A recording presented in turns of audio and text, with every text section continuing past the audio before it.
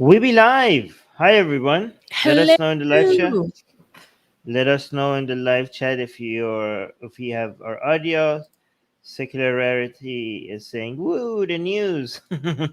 Only on this channel are people this excited about the news. Music guy is saying, "Hi Armin, hi Susie." And Rudrish is saying, "Only hello to me, nothing for you, Susanna, just me." Damn. Oh, Jilted again. Christopher saying, "I really like the video.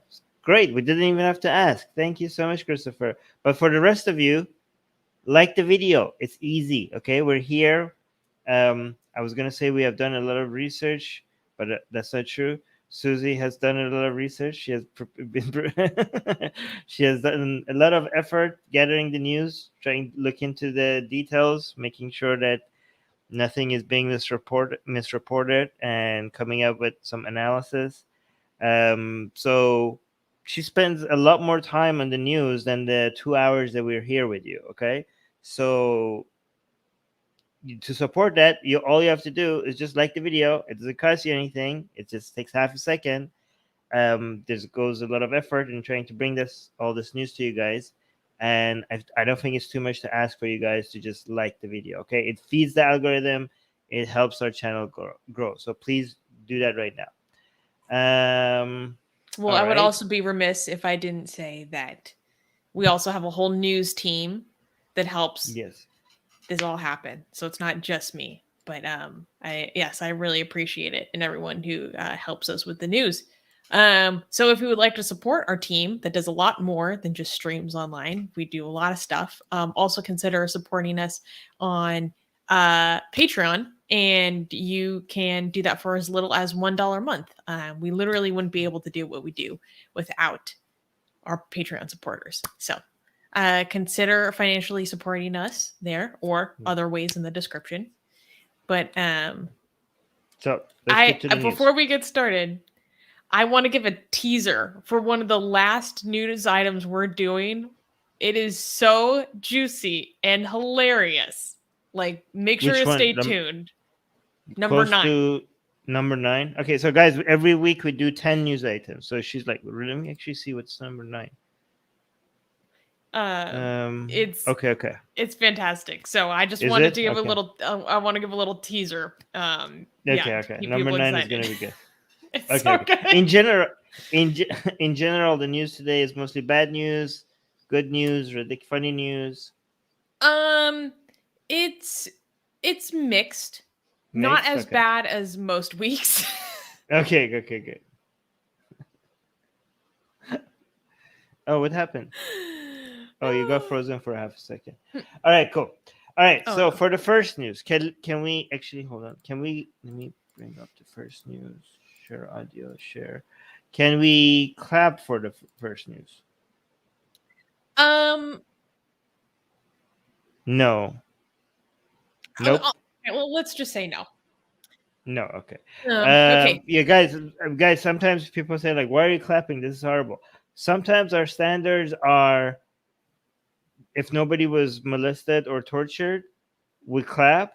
But sometimes we violate our own rules because we know, like, people don't get that we have such a low standard and we might get in trouble. So we're just like, you know what? No, let's just not clap. All right. So err on the side of caution. Yeah. Okay. First news. Another Indian hate site, Bulli Bai, auctions off Muslim women. On New Year's Day, an app called Bulli Bai uploaded hundreds of photos of Muslim women in India to be, quote unquote, auctioned off in an attempt to degrade and harass them. This app is considered to be a clone of the app called Sulli Deals, which was available in 2021. According to the BBC, Sulli is a derogatory Hindi slang term right-wing Hindu trolls use for Muslim women, and bully is also pejorative. Many of the women featured are prominent journalists, activists, and public critics of the rising Hindutva violence in India.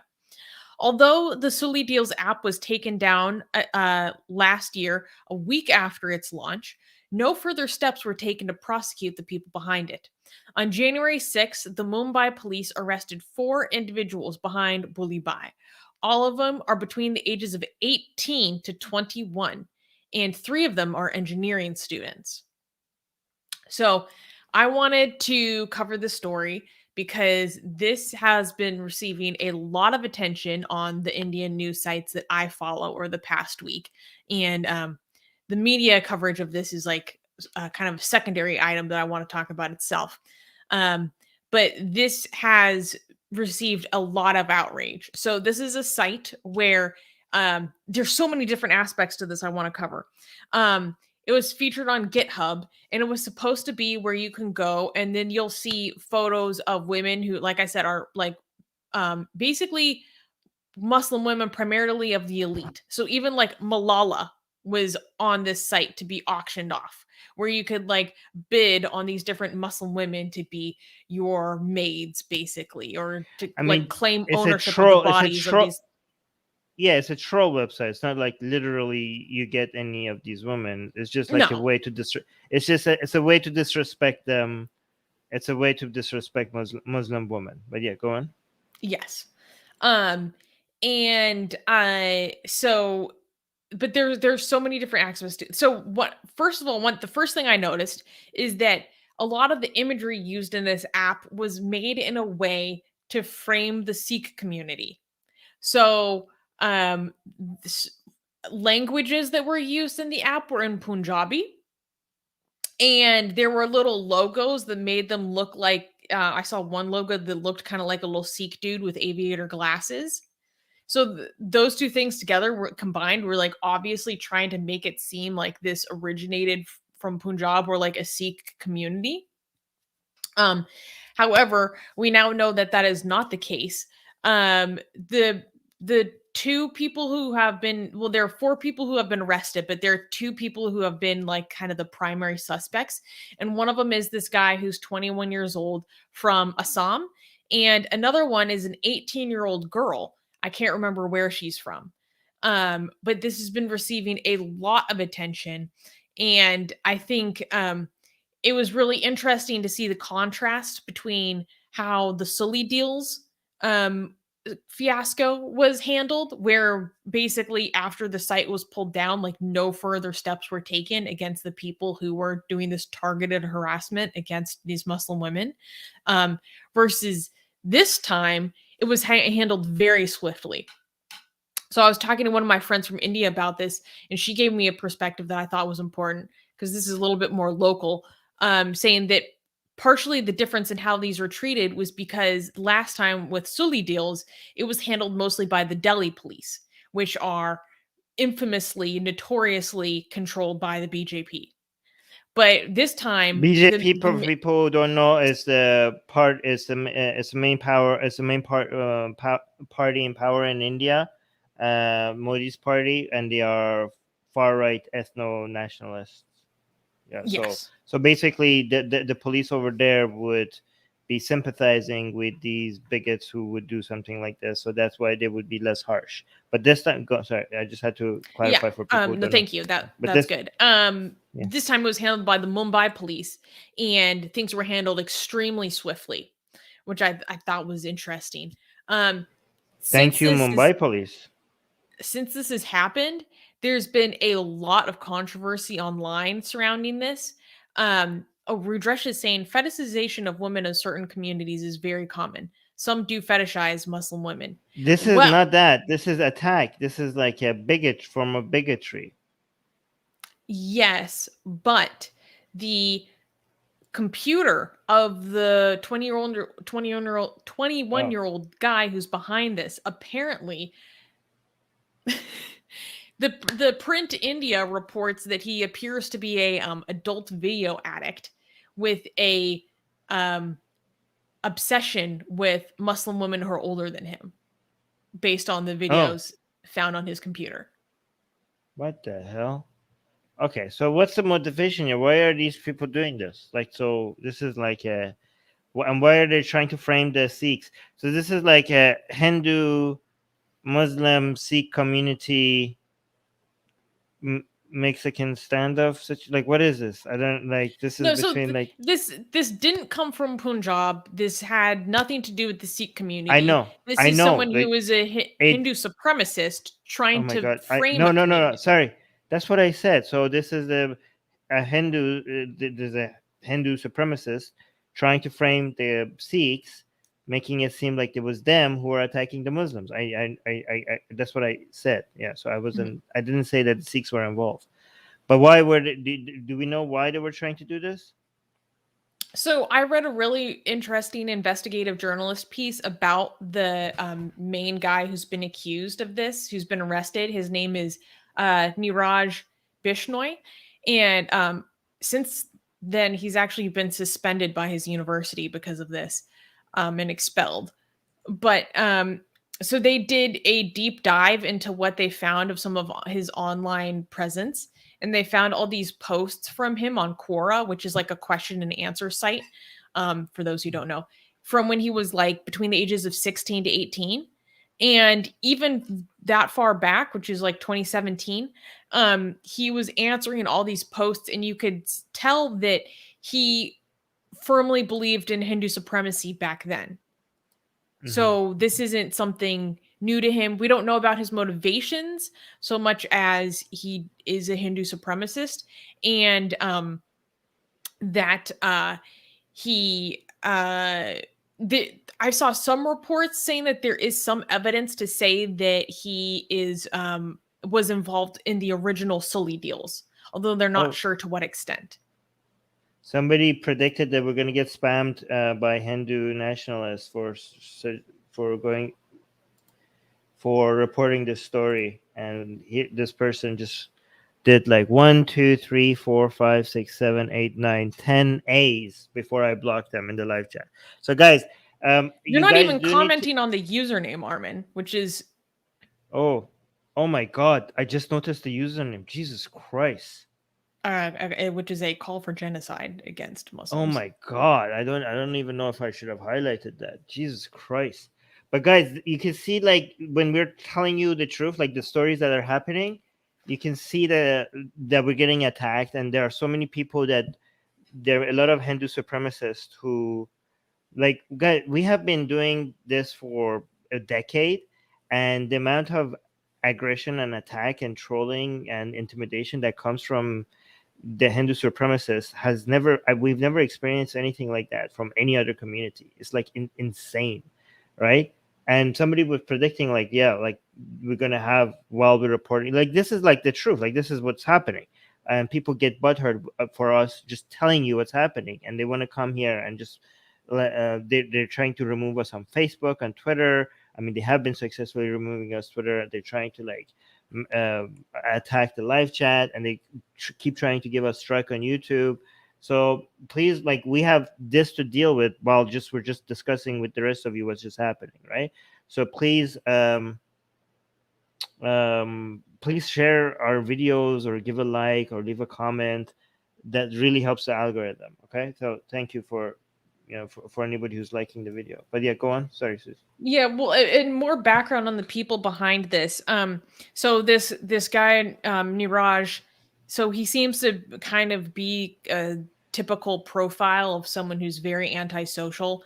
Because to do something like this, you have to be very antisocial. Um, and by that, I don't mean oh you just don't like people. Antisocial in the sense of you do things that is antithetical to social coercion. That's more of a psychological definition. Um, and so he fits like the stereotype of just being like oh a total loner. Just he like talked to his father talks about how he never left his computer. He had no life outside of his computer. The other interesting thing is there's this young girl who's involved, this 18-year-old girl, and she recently lost both of her parents, one to COVID and then one to cancer. And so people are trying to excuse her actions on the basis of the recent death of her parents, including notable atheist Javed Akhtar, who was basically asking for forgiveness for her because of what she's going through, which I thought that was like he received a lot of backlash for that. What do you think? I'm sorry. We're getting constantly attacked in the live chat. I don't know if you saw the username of the other person that just came. No, I It did. was disgusting. Yeah, I just had to Yeah, I'm not gonna highlight them again. I'm just gonna keep banning them. This is. Yeah. Maybe I shouldn't be highlighting, but the people are saying don't highlight the names. I just want to. I just want people to see what kind of filth we're dealing with here. Like some say, so Ghostman saying, "Armin, stop highlighting the trolls with the call to violence." His name. I don't like. I don't. I want people to see who's on the other side of us just highlighting the news like this. Unbelievable. This is guys, this is such a big problem, and we're not even in India. Like, imagine what we had to deal with if we were in India. Um. Okay, so regarding the story, sorry I missed the last part that you said because I was just dealing with the spam in the live chat. I'm sorry for not paying attention, but I do want to ask you about. I do get a sense that a lot of race supremacists, or like ethnic supremacists or religion supremacists or whatever you want to call them, um, what they tend to, one thing they obsess over is owning women from people they consider inferior. Like, I see that in white supremacists, Hindu supremacists, um, and like some other forms of supremacists that I don't even want to mention because some people might say they don't exist. I'm just going to say black supremacists, right? Um, I see that like they all tend to have this common thing. Like, they are very they they want to. There's this thing about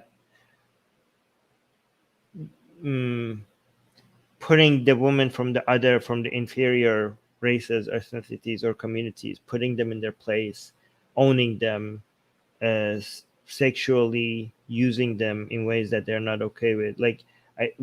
And that's the whole, like, that's what this whole auction also seems to represent. Like, like fantasizing over just buying and selling them over, like in a slave market. It's just very, very a far right leaning attitude that I kind of see in other right leaning, um, far right communities as well. Do you tend to see that as well? Oh yeah, I completely agree. I think it's because it's their belief that through dominating and abusing the other's women, like it's a way to subjugate the entirety of their like opposing class, so to speak. Like, they think that if they can claim ownership to, again, quote unquote, the others women, then then they are de facto emasculating the men in the other group as well.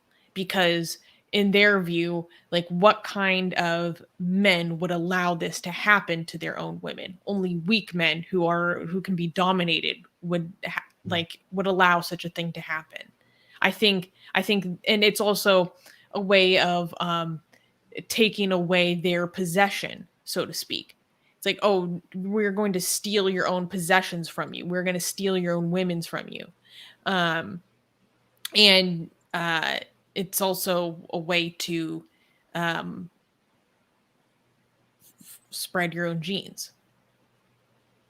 I mean, yeah, I'm just gonna leave it at that. All right. Yeah, that's. I'm Wait, before still. we move on, I want to note something kind of funny.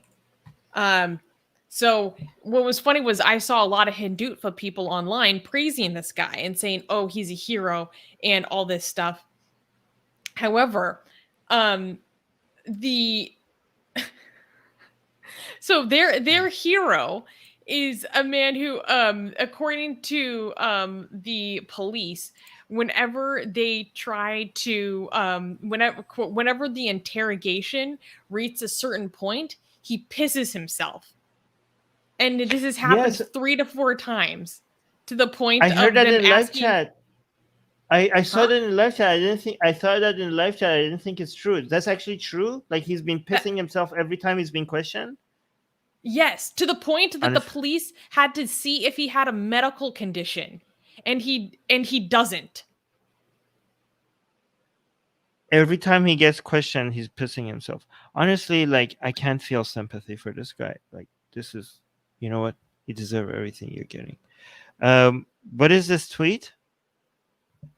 So Mm, this tweet is from Ishmat Ara. It's a screenshot that she posted of herself being abused on Bully Bai. And mm. so it's just her, talking about how she found her image of herself like being quote unquote auctioned on this website and her experience of it. And this is how, like over 100 women started off 2022. This is how they started the new year. Yes. What's interesting is a lot of these women are journalists. And so I follow one of the women who was targeted by this and also targeted by Solidios. Her name is Rana Ayub, and she does a lot of really good reporting on Muslim issues in India. Although, I do get tired of her incessant use of the word Islamophobia, but I'll leave that aside. Um, and in this, she talks about how she talked to another woman who was targeted by this app, and how this other woman actually has never wore the hijab before in her life, but started wearing the hijab because of it being stigmatized as a way to identify like our enemies, which refers to like this quote by Modi. Because I thought that was a really interesting perspective, talking about how there are Muslim women who they've never worn the hijab before in India, but now they are choosing to wear the hijab as an act of defiance, which I thought was a very interesting perspective and something that's worth reflecting on. That a lot of women wear it for religious reasons, but there are other women, including here in America, where they wear it because they want to be openly defiant to powers that want to abuse them. Okay. You have some Some comments very you want to highlight? yes, yes. The live chat is getting very interesting because we're getting a lot of butthurt Hindutva. Somebody say some people are grabbing their popcorn. But so we have. Okay, let me unhighlight this. Look at this. Like we have this one is the most interesting one, right? You are lying. Talk about Muhammad Armin, your God. Apparently, they think for people who don't know, a lot of people think that. Look at this. A lot of people think that I must be a Muslim because I'm attacking Hinduism and Hindutva. These people like scared to. They're asking me if I'm scared to talk about Mo. Right? I don't even Muhammad. Right? Like guys, I just wanted to show how ridiculous the people like me. Okay, like I don't. Do I even need to say anything? Me. Okay. And then so he has said, why? First of all, they don't even understand what Muhammad role. I'm not even going to explain these things. They're like fake. It's calling me fake shell, and then fraudster. Okay, and then Susanna, this is the first time that you're getting accused of being Muslim as well. It's usually just me. Very good job, Suzanne.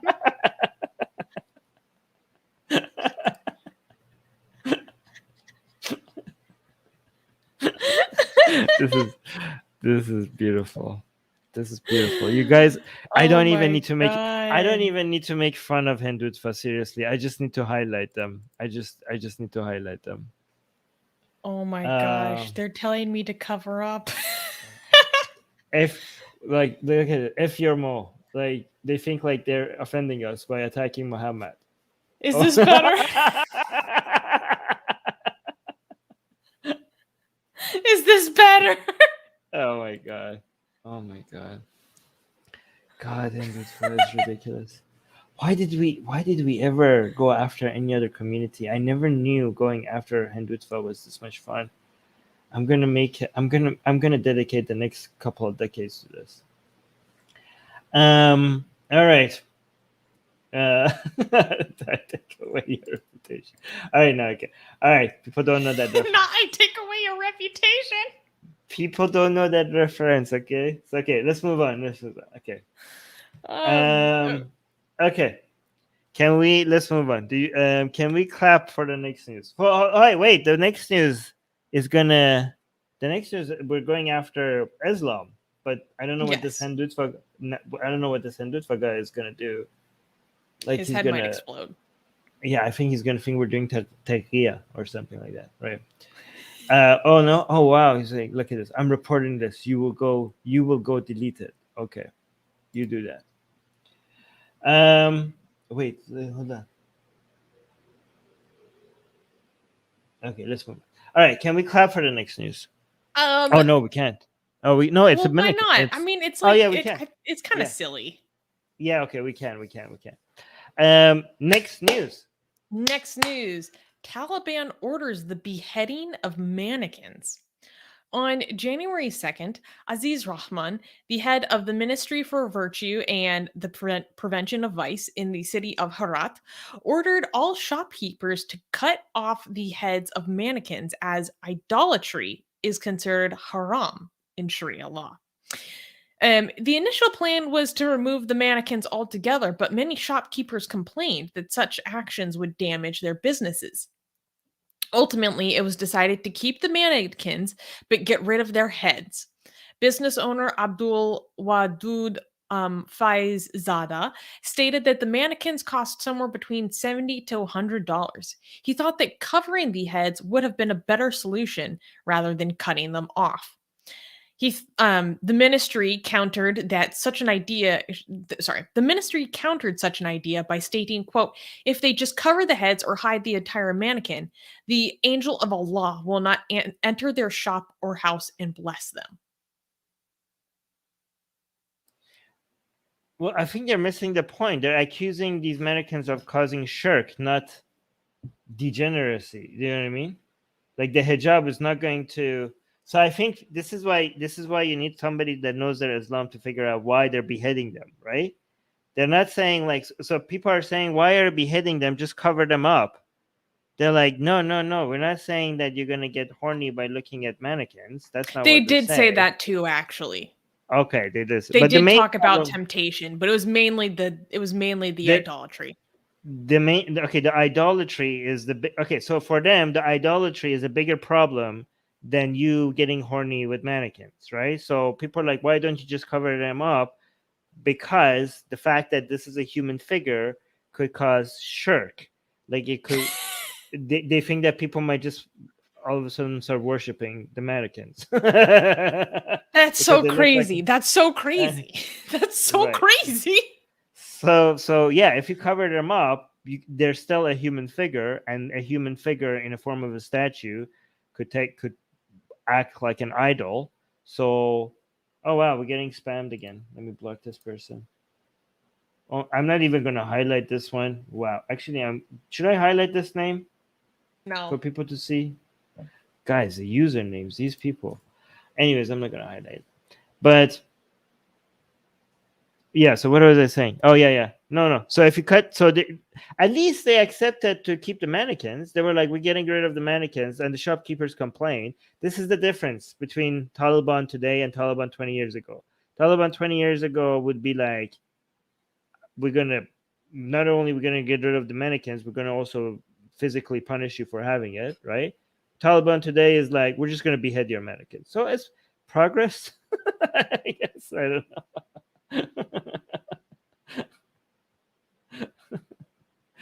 Oh my god. Wait, if you scroll down, there's a post from Masia Linajad where she shows people beheading the mannequins. Oh, we have footage of the mannequins being beheaded. This is violent. Children, avert your eyes. Wait. Yeah, actually. Do you have audio? Yeah. What?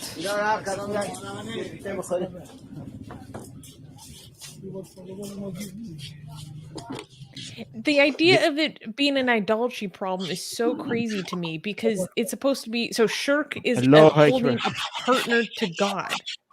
Who looks at a Well, mannequin and thinks that that is a partner to God? I don't understand. wait, are you telling me you have never passed a mannequin and didn't get tempted to worship it? It's just me? Wait, seriously? None of you? Anybody? Have you never been in a mall and seen a mannequin? I'm like, I'm just gonna light some candles here and start praying. Never? Well, now that I think about it,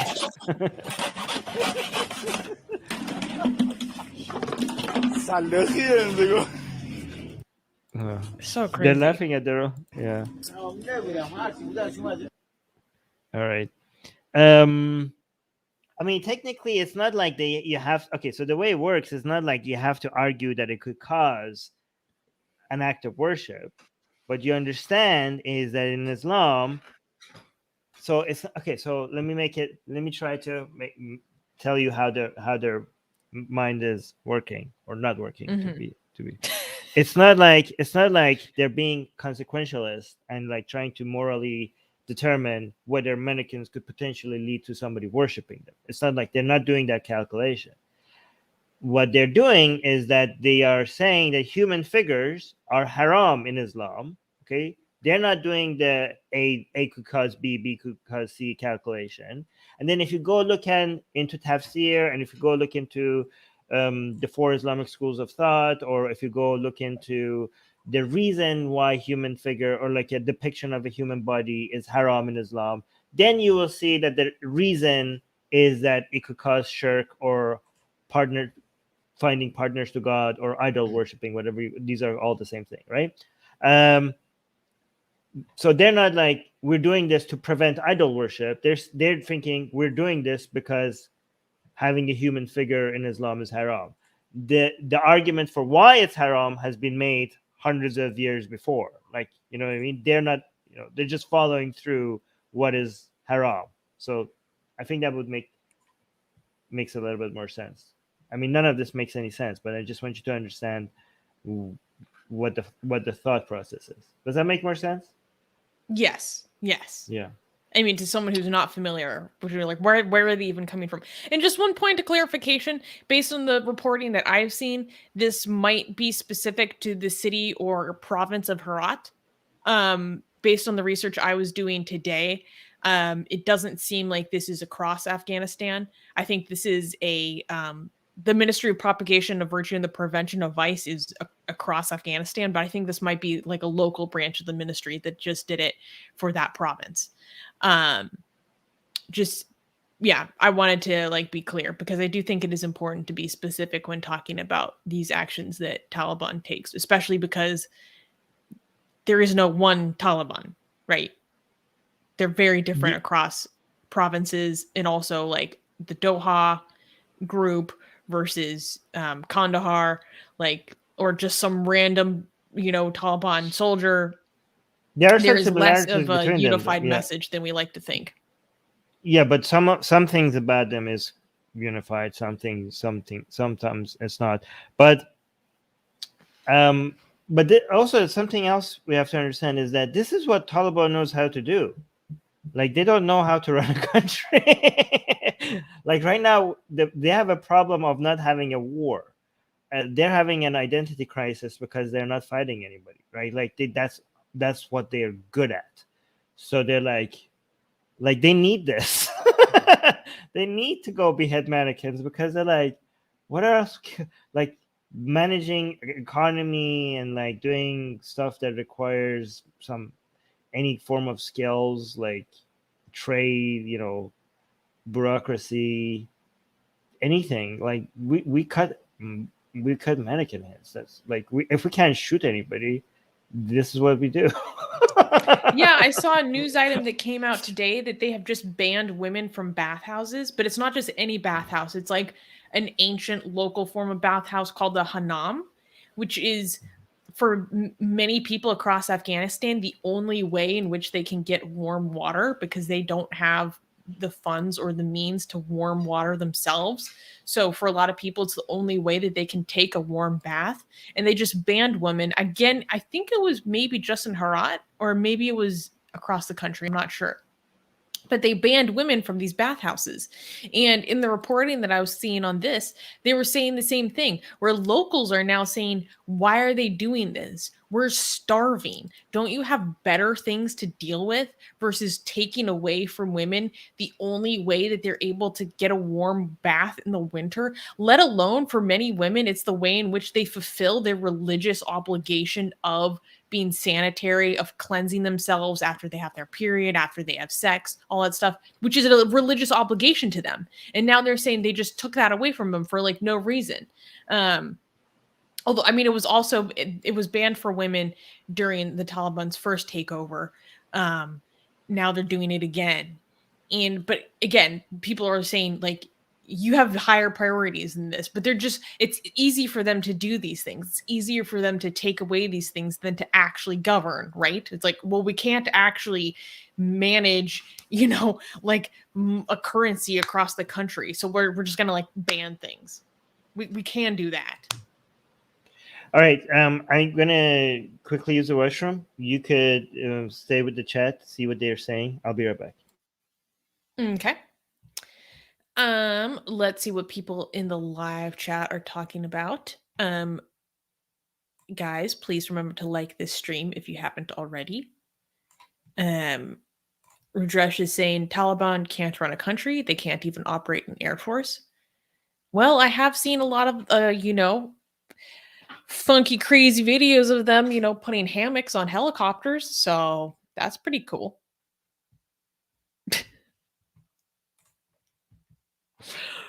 Murtad Skeptic is saying they get that itch. They get that itch for beheading, so they take it out on the mannequins to fill that craving. I wonder if I think it was actually the shop owners themselves that had to behead them, not the local Talibans. So probably didn't get that satisfaction. Oh my God, wait, I saw a hilarious comment from Shuvo back in the beginning. Because when we were talking about the motivation for this being, was it horniness or idolatry? And yeah, here it is. Shuvo said idolatry 1, horniness 0. You're muted. Taliban doesn't behead. They shoot in the head or stuff like that. They stone. Like, I think beheading is just like Saudi Arabia, which is weird because Islamically that's what you're supposed to do. You're supposed to behead. Yeah. I don't know why. Well, they amputate hands. Yeah, but they use machines. So maybe it was the itch to amputate a body part. Mm-hmm.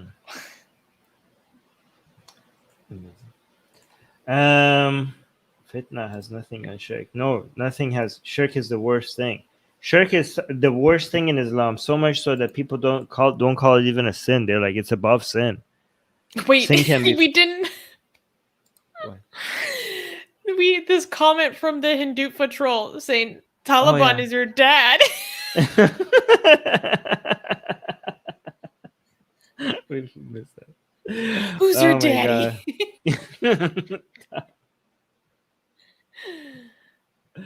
Okay.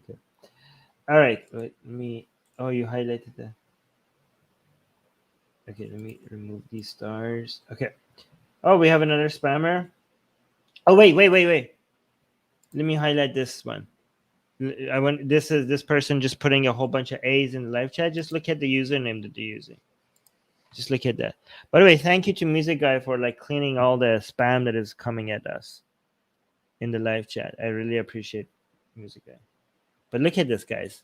Like a lot of them I'm not even highlighting because we don't know if... let me highlight them. I want people to see what kind of usernames they use. Well, it's not me. I'm more concerned about YouTube. Yeah, but like I've seen other streamers talk about, like, we're not even reading it, right? I've seen other YouTubers talk about other people's threads. Like, I don't think like YouTube is that dumb to think that we're saying it. Yeah, I don't know. Guys, if we do get a strike from this, you guys need to help us on Twitter to tell people like we were just talking about threats that are coming at us. Like, we're not saying it. Like, for example, this one is about my mom, obviously. I'm not gonna... So YouTube is so dumb. We have to be worried about that. All right. Yeah, I saw. Ridge is saying it's always it's always attacking women. Yeah. Thank you, music guy. You're doing really good job cleaning the trash.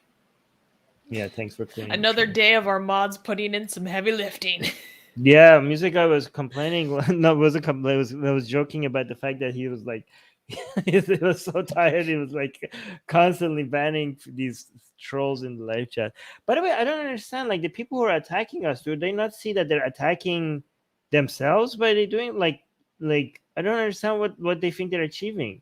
Like we are using you as a way to highlight how what we're dealing with. Like you are doing our work for us. Like a lot of Muslims, like imagine, like guys, we're not even, this is nothing. Imagine being a Muslim in India, right?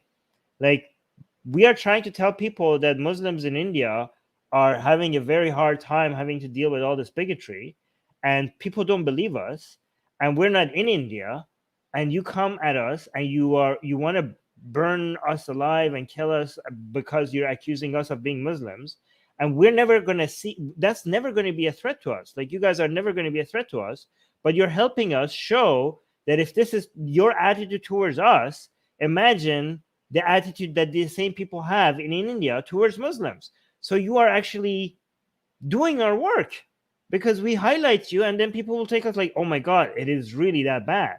Like we are not exaggerating. So you are helping us because you will never be a threat to us, but you are helping us show that you are a threat to Muslims in India. That's what you're doing. Anyways. Yep, you're right. Mustafa saying, how many Gmail accounts were made to troll you? Christ. Like, you know, if you maybe if you did some work, you would make more income. Like if you all this effort that you're doing, like maybe go like learn something, maybe go learn how to code or something. Like, I don't know. What are you saying? Get a job. All right. Okay. Can we clap for the next news? If it's an example of Taliban ridiculousness, I think we can clap for it. Okay. Next news. Taliban pours 3,000 liters of liquor from raid into Canal. On New Year's Day, a team of Afghan intelligence agents arrested 3 men and seized 3,000 liters of liquor during a raid in Kabul. The Twitter account for the General Directorate of Intelligence, an intelligence agency controlled by the Islamic Republic of Afghanistan, posted a video showing the confiscated alcohol being dumped into a canal. Oh, if you scroll down, we can play that video. In the video, a religious leader said, quote, Muslims have to seriously abstain from making and delivering alcohol. The sale and consumption of alcohol have long been illegal in Afghanistan, but the recent crackdown has been significantly more strict. It is yet to be announced what will happen to the arrested men, but the punishment will likely be harsh. Even under the previous Afghan government, a man was given 80 lashes in 2012 after he was caught consuming alcohol. Wait, did they punish any of these guys? Well, like I said, we don't know what they've been arrested. We don't know what their punishment is yet. But they just started pouring all this liquor into the canal, and I'm like, that can't be good for wildlife. I don't know. I was thinking the same thing, but I don't. I think the river is so big compared to that level amount of alcohol. I don't think it's going to have that much of an effect. I don't know. It can't be. It's not like it's a factory waste. It's like, I mean, it looks. I mean, it's a lot of alcohol, but compared to the river, I don't think it's going to have that much of an effect. But yeah. Well, apparently, I have a friend who is from Khartoum, and he said that they had canals like that, and that you don't actually use it for drinking. So. Okay, what kind of liquor was that? Was that like, that didn't look like wine? What was that? I don't know. Probably, I have no idea. Presumably, they're not getting like commercial quality liquor from outside the country, so I wouldn't be surprised if this was like some locally made moonshine or something, or like some locally distilled alcohol. We don't know. Okay, it was Iraq, so Oh, it was like Iraq. really high density. I don't actually know what Yeah, Iraq is. I don't know. It's just like something very like 99% alcohol or something. I don't know. Like I'm exaggerating, but I don't know. I just wonder what would the fish around there feel. Um, Wait. So if this is like that level high level alcohol, this could have other use other than drinking. Like you could use this for disinfecting things and stuff. Like Yeah, wait, alcohol, like I want to investigate. alcohol can be like alcohol is not illegal in Islam to use alcohol for other things. Why would you have to waste that? It's Yeah, a I lot mean, no, of exactly. That's a very good point. Like, there are oh, it was some. it's raisin vodka. That's what Puya is saying. Okay. Okay. So I looked online. It says the alcohol by volume is 40 to 63%, or up to 95% if homemade moonshine. Mm. Holy cow! She was saying those fishes are having a party, fish party. Anyways, I'm more worried about those guys. Like because they used to like Islamically they're supposed to get lashes, right? A lot of people are Hmm. like, "Oh my god, what a waste." But like what about these guys who got arrested? Like can we please not lash them? Like can we please not lash these like you used to 20 years ago? Like I think that should be our main concern right now. They've been Yeah, arrested, we so don't that's know. already so yeah, that sucks. Anyway, it's good to see that Taliban knows what the priorities should be right now when their country is facing extreme poverty, and they're using all their manpower exactly where it's needed. Apparently, good. Yeah, Oh, and to amazing. clarify, Puya was speculating that he was Iraq, since it's common in Oh, the okay. area. Okay, so that's speculation. Then. Thank you for clarifying, Puya. I thought maybe you knew Yeah. something I didn't, given that Mm. linguistically, news reporting in Afghanistan would be more understandable to you who speaks Farsi than to me who doesn't.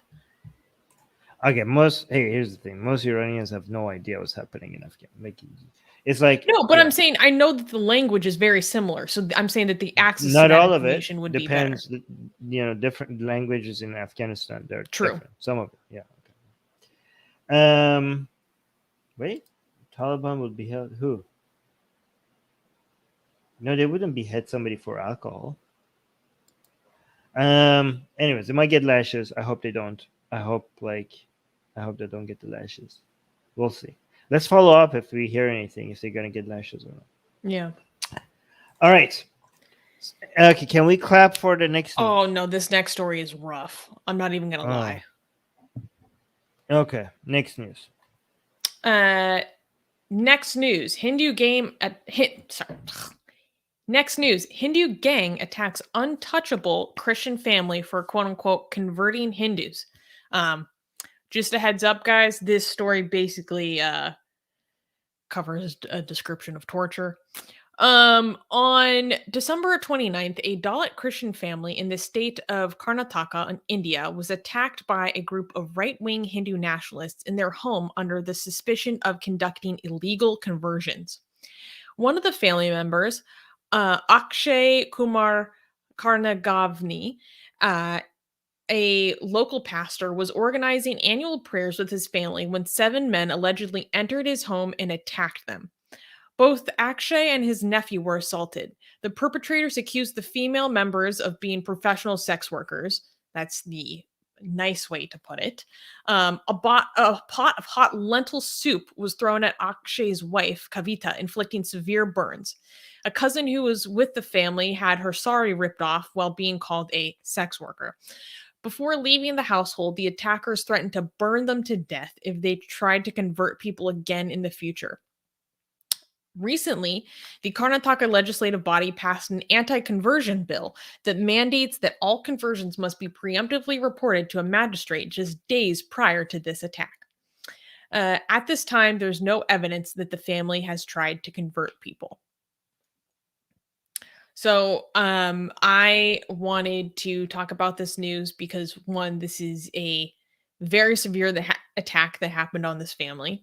And two, I thought it was important because we've been covering a lot of news that has been happening in Karnataka recently.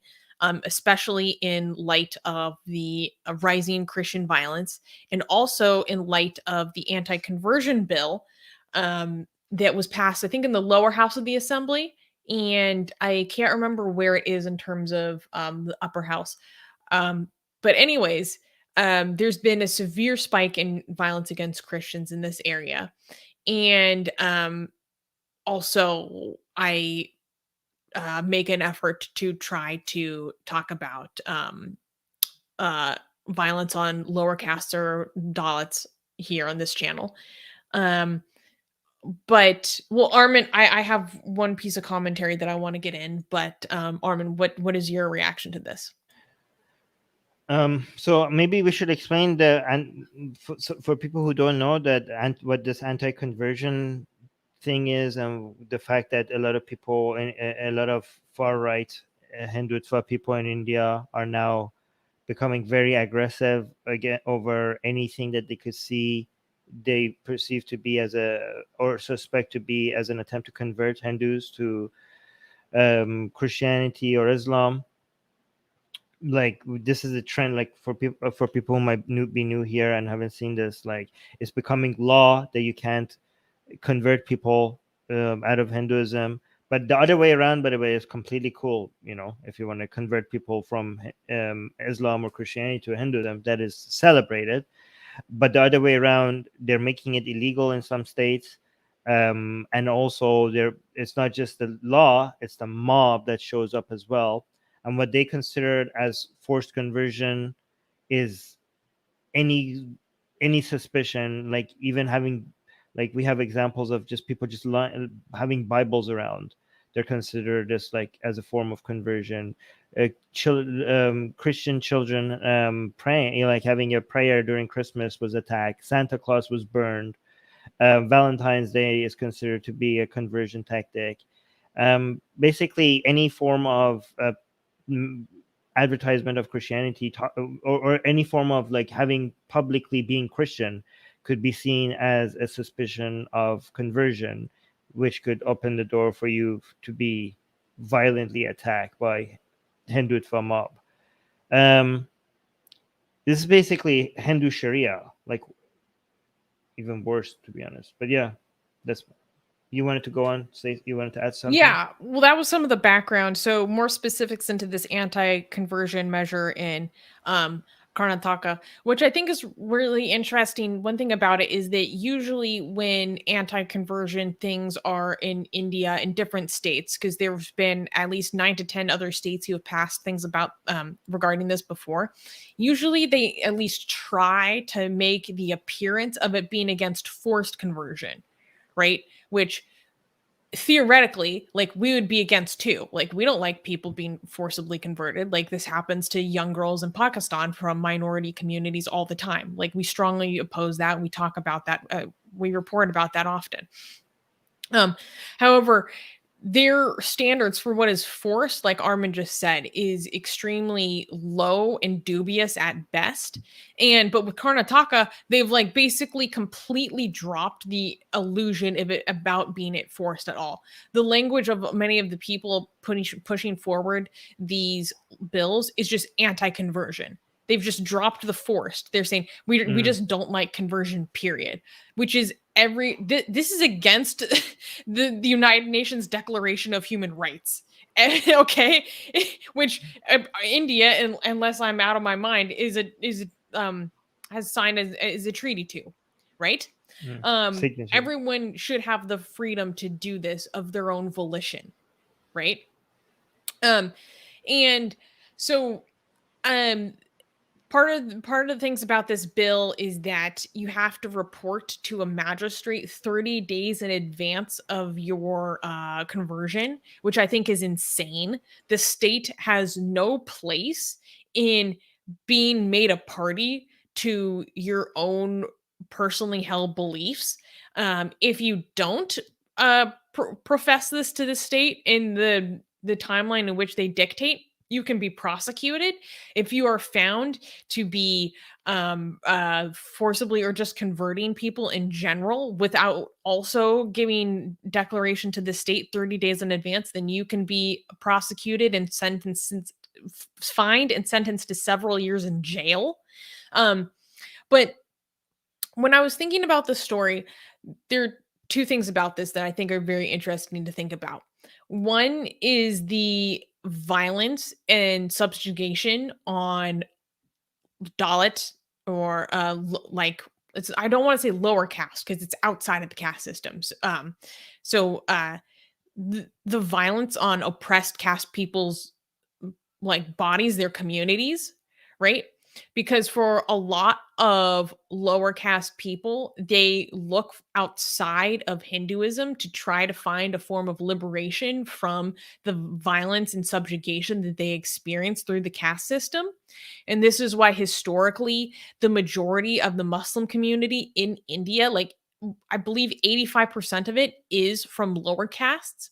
There's a large percentage of the Christians in India are lower caste, and there are many Sikhs in India that are historically lower caste.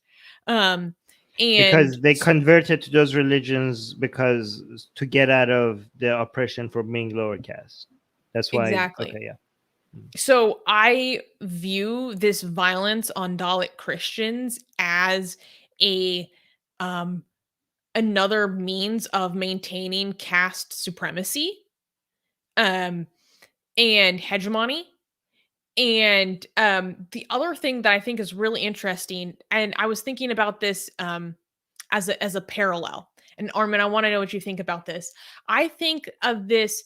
I'm starting. This is a thought I had today. I'm starting to think of this anti-conversion movement and fervor in India as a parallel to the blasphemy fervor in Pakistan.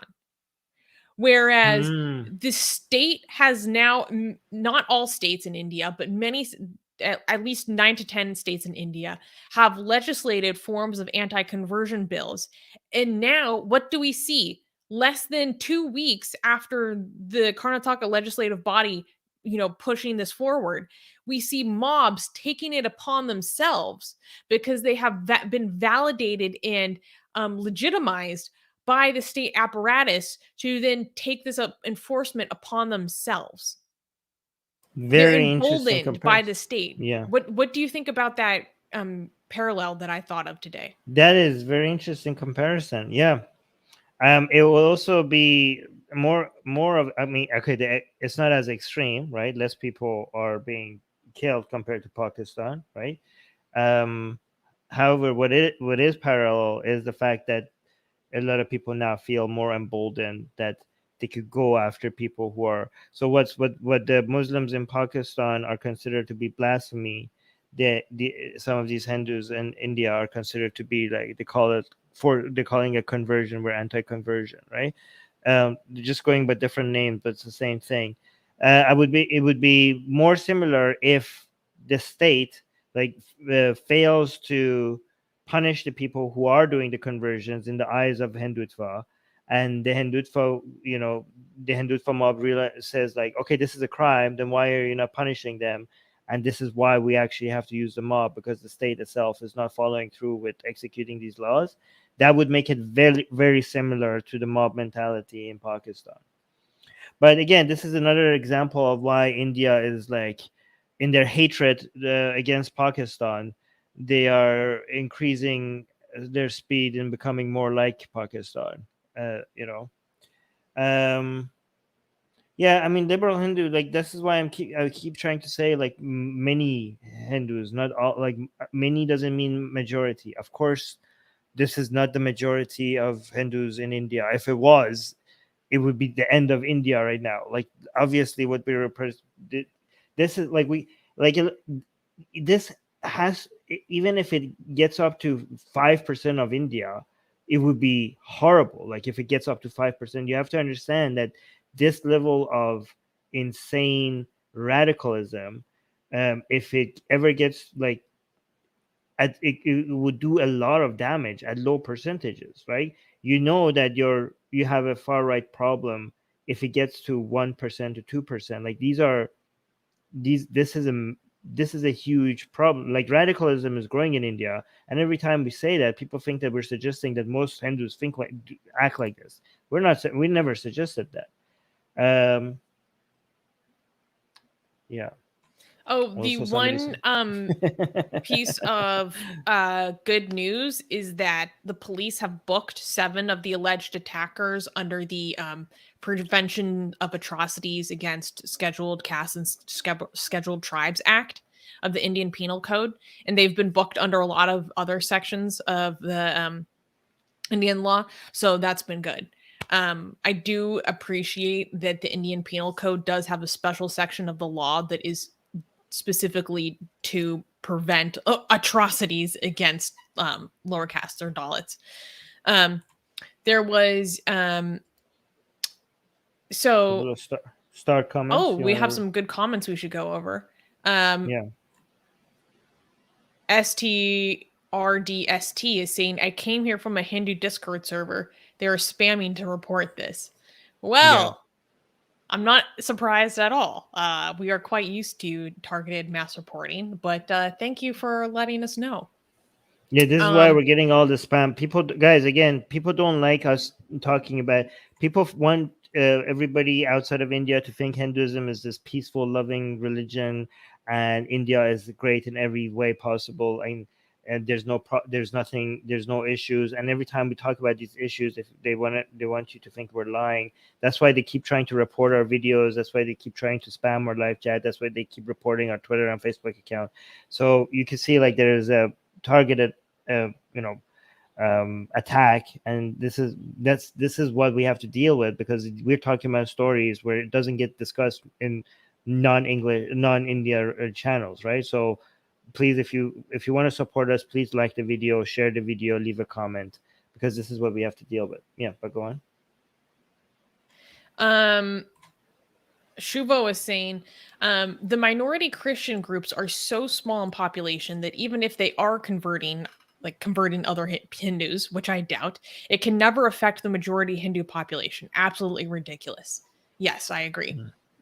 And this is a comment from Liberal Bengali Hindu, which I do think is worth touching on. He's saying, actually, conversion to other religions because of caste oppression is not 100% correct. They have suffered the same oppression. And yes, I do want to acknowledge that casteism 100% exists across religions in India. It'd be ridiculous to deny otherwise, right? It's well documented. In the Christian community and the Muslim community, there are many examples of where these religions or religious leaders from these communities have made explicit provisions to uphold caste, or particularly Brahmin supremacy, right?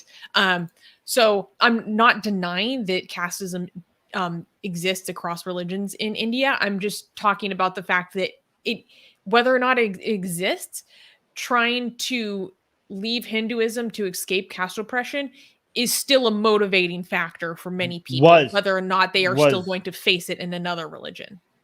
Yeah. But liberal Bengali Hindu, you're correct to saying that this is not 100% the thing. Like they still like, even after leaving Hinduism, it was a caste system was created in those communities as well. But this does not contradict the fact that there was an attempt to, there was a lot of push to leave Hinduism because of the caste system, and these are not mutually exclusive. Even though they recreated caste system in the in the Christian community and in the Islamic community, but if not, I'm not saying all of the motivation was because of the escaping the caste system, but there was a major impact. There was a lot of it was because outcast people felt like that they don't have a community, and and they were being oppressed. So saying that was a motivation, that doesn't mean like it's not black and white. It doesn't mean that they managed to be completely successful by doing so, right? Anyways, let's move to the next comments, because the next ones are funny. Oh yeah, Hindu Lovejaw is saying, this is our local Hindu patrol for the day. Saying, come to India, Armin. I dare you. Yeah. No, thank you. No, thank you. Let me tell you, I was planning to actually go to India right before I got all these trolls attacking me and threatening me and threatening my family, and coming even after children in my family, right? And then after that, I was dared a lot to come to India, and I'm never coming to India. I I mean, know it's I such love a India. bummer. Like Yeah, our I love lawyers India, but explicitly yeah. told us not to visit, and I've started to study India a lot more recently, and now I want to go more than ever. And so I'm really bummed out that I've But been look officially at, but advised not. this is a, guys, don't, you have to understand, this comment is a threat. This comment is like, you have to understand, this is a threat. Okay, we are okay, but the next one is even funnier. It's also very revealing about how Hindu. You want to see how Hindutva mind operates, and what they consider an insult. Highlight the next comment. Yeah, Look so at the this. next one is also from the local Hindu patrol saying Susanna is low caste, lower than low. You know what? If it like, I honestly, personally, would be honored to be a Dalit. Okay, I would be honored to be a Dalit, and fuck you for ever considering that to be an insult. Yeah, I completely agree. I completely agree. Yeah, that was very revealing, guys. Like, you have, this is what their mind, this is how their minds operate. That's what they consider an insult. Just let them, just let these, all these Hindutva come here and just show you what they stand for and how their minds operate. Yeah, yeah. Anyways, I'm gonna go She to was, the next. we are a big happy Dalit family. Yeah. Aw.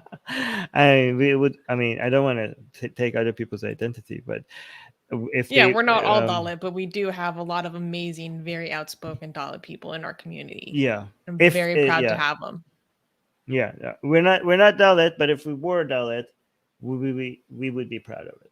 We would be proud of it, and we would be happy to be associated with the rest of the Dalits who are here and support our channel, right? Just by being here. Yes, caste system is barbaric. Very true. And again, guys, no, don't let anybody tell you that the caste system has nothing to do with Hinduism. There's nothing more Hindu than the caste system. There's literally nothing more Hindu than the caste system. It's Hindu through and through from the beginning till now. Okay, so yeah. Anyways, I'm gonna do a stream on this as well to show you how Hindu the caste system is. This is a funny comment from Nobara. Hindufa hurls casteist abuses. Also Hindufa. The caste system was introduced by the British. True. Oh, true. Okay. Can we clap for the next news? Yes. Okay. Next news. Next news. Famed Jordanian singer quits music to obey Allah's commands. So, in another episode of Islam crushing another talent, um, on December 21st, famous Jordanian Palestinian singer Adham Nabulsi announced his retirement from the music industry in order to, quote, worship God and obey his commands. The video through which he announced his retirement went viral, causing controversy. There's been a long-standing debate in the Islamic community surrounding the notion that music is haram or forbidden. Some might point to certain hadiths or Islamic scripture that contains the sayings of the Prophet Muhammad to justify that listening to music is permissible, while the hadith states that the Prophet asked his wife Aisha to sing with her neighbor. Many also say, however, that modern music is definitely haram due to its salacious lyrical content.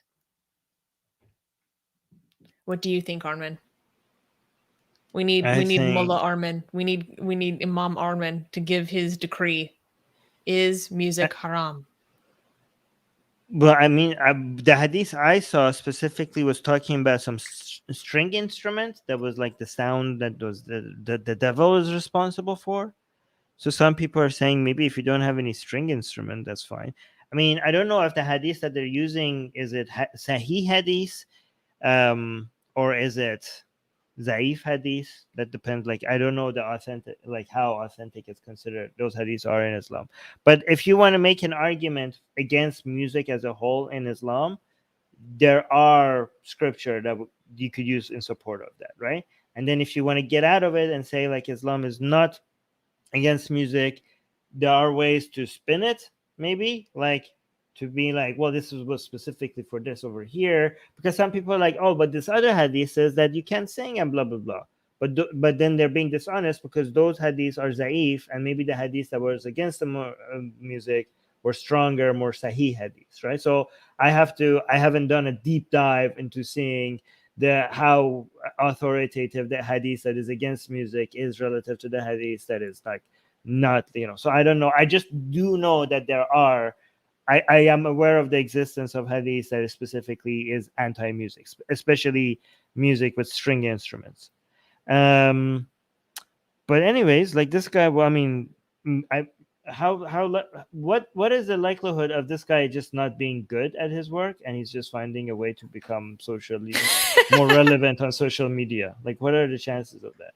Like, is there any chance that he's looking at his sales and his social media following and like, maybe I was not met up for this career, and maybe if I just like say like I'm doing this for Islam, then maybe I could build a following from the Muslim community? Like, is there a chance that that's actually? Well, you know what? A few days later, because he basically said, "Oh, I want to shift to Quran recitation," and he posted a video of him reciting the Quran, and it like went viral again.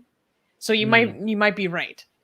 There's a I don't know. I mean, I can't read minds, so I don't know what people's temptations are. But you have to agree that there's a huge motive. Like, there's a very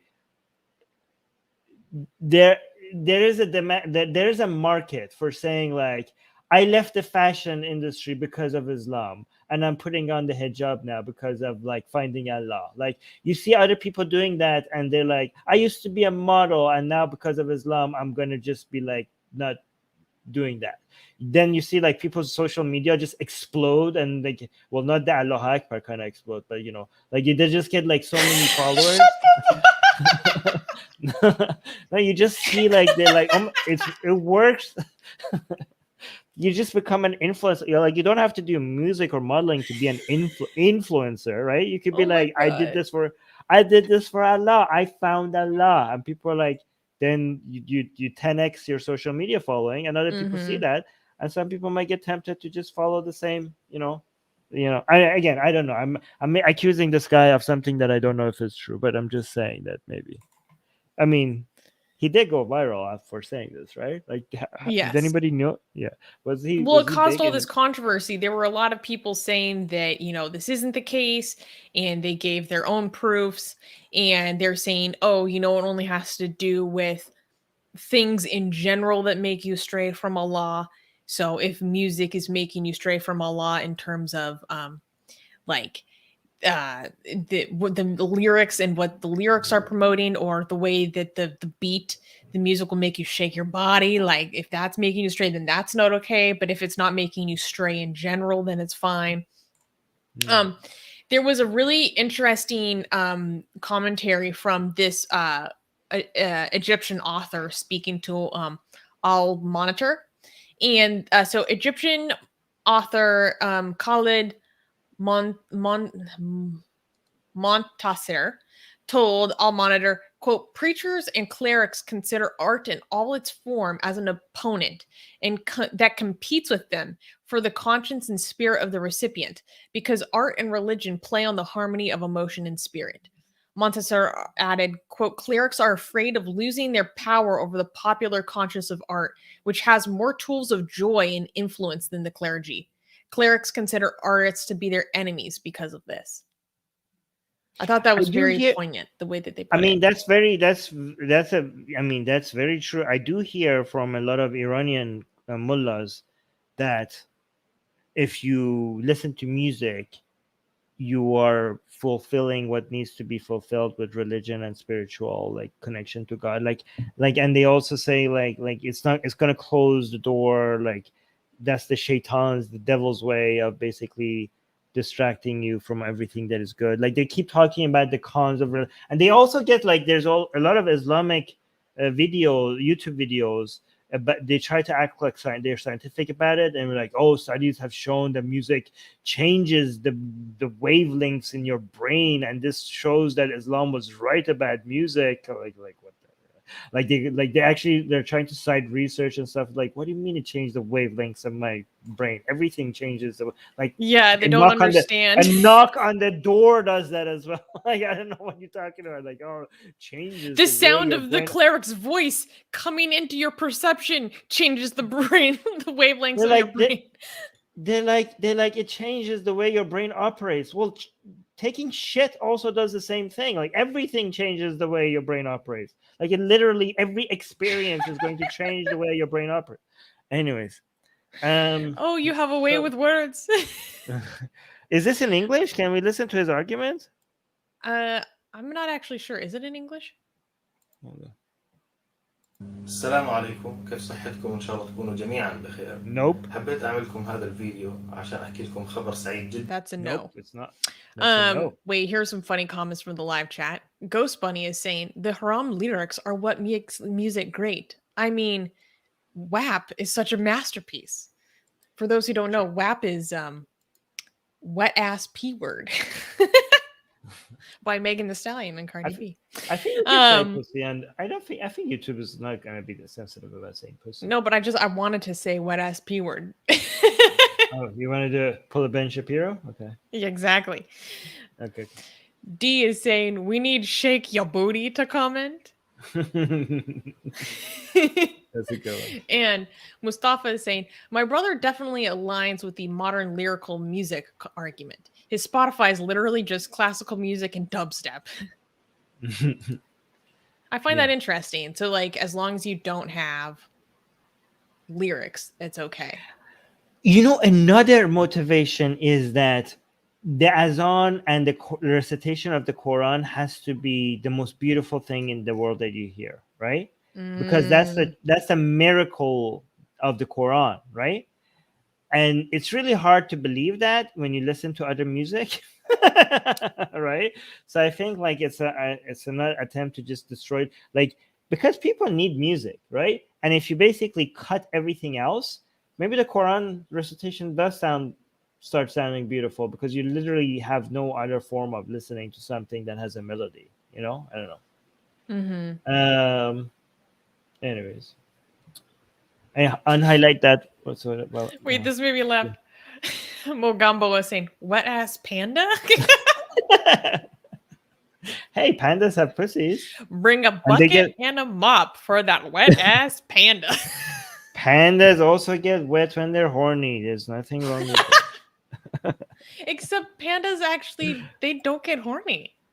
They don't want to have sex. How do you know that? Because they actually have to, they don't, when they try to put them together to make them sex to save their species, they refuse. They don't even want to have enough sex to save their own species. So what did they do? But how are they even a species if they don't want to have sex? They artificially inseminate them. Okay, but I think maybe something happened to them, because I think we wouldn't have pandas if they were never horny.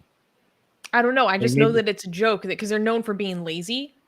But they're so lazy they don't even want to like procreate. I think maybe if they're in captivity, they're not horny. I'm pretty sure they used to be horny at some point. Maybe the pandas that we have, because the fact that we have pandas means pandas used to be horny. Okay. Okay, Captain Nader or Nader is siding with you, saying pandas do get horny in the wild. It's only in captivity that they get too depressed to be horny. I didn't even know that. I just guessed it. Look how genius I am. I didn't even know that, and I just like them. Yeah, see, I just came up with. Why do we even have scientists? Just come and ask me. You don't even need to do research. Just come and just ask me, and I will just give you the answer. You guys should hear Armin's predictions about the disease that's going around. We can't say it because of YouTube, but we talk about it privately. Yeah. And he's been pretty on point. He was like, they should just ask me. No need for peer review. Comment. Puya saying, I've seen Armin listening to the Azan. He literally looked like he was going to throw up. True. Oh my God, Supreme Guru Armin. I like that. But that's actually, you're right. That is depressing.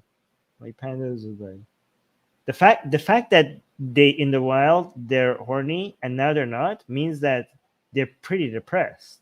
Like it's not Yeah. just a lack of horniness. Like there's a whole bunch of other stuff that is going on with them that they can't even feel horny. That means they're just constantly sad. Yes. Okay, that panda makes me sad. It's like Okay, it's from the 50s, okay? okay. Okay. I have cuter All right. pandas. Yeah, I know you do have a cuter panda. Okay, no body shaming. Sorry, Mr. Panda. Oh, this is cool. right. Someone just said first time watching you from Pakistan. Hi from And on Pakistan. Twitch, hi to Pakistan, and on Twitch as well. So thank you for that. Hi. Okay. So, guys, also follow us on Twitch as well in case we get banned in India on YouTube, because so you can follow us there. Make pandas horny again. Yes. Make pandas horny again. Make pandas horny again. By the way, we're not blaming the people who are keeping them in. Like some of these pandas do need saving. Like some of these pandas will go extinct in the wild. Like don't blame everybody. Like there are people who treat pandas bad in captivity, but not all pandas in activity. It's not ideal, but sometimes it's needed. Like it's for their own benefit because they don't have access to enough food and stuff in the wild. Anyways, we need to stop talking about pandas and actually go back to the news. I have no problem talking about pandas. We can actually clap for the next news. It's good. All right, great. Finally, good. Next news. Polish Archbishop bans children from visiting priests' homes alone. So, yes. Wow. On New Year's Day, Archbishop Marek Dredzkowski of Krakow, Poland, issued a new decree that would drastically alter the practices of the diocese.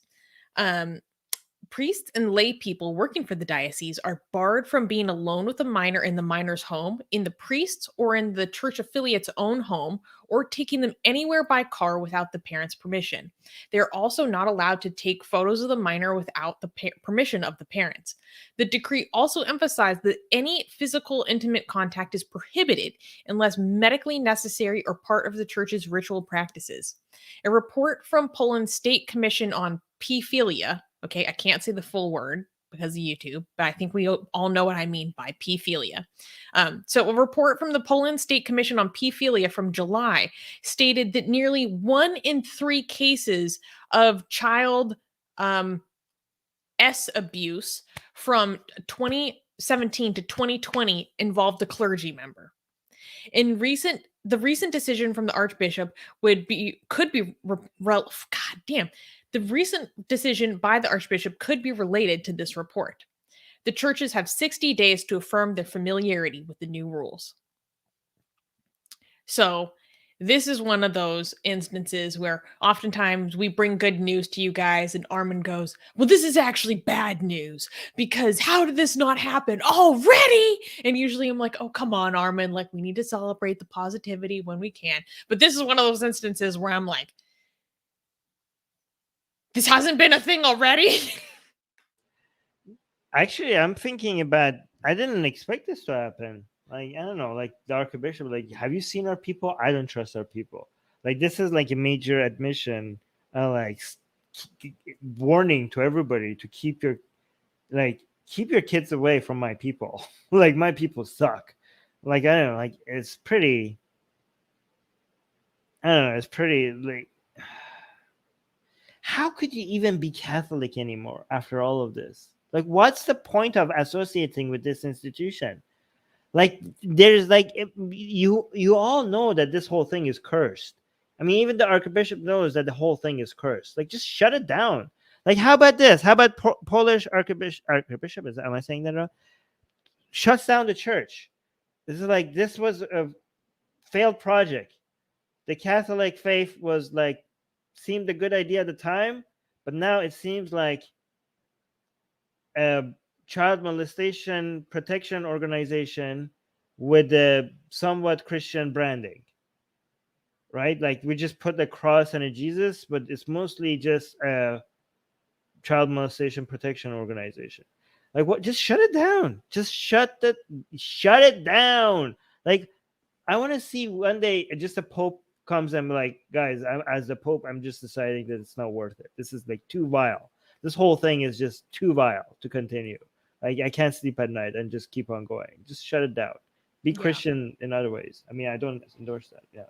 No, but I want to highlight this one fact once again, because when our writer brought this to me, I was shocked that according to this recent report that was released in July 2021, nearly 1/3 of all cases of, this type of abuse against children is committed by clergy.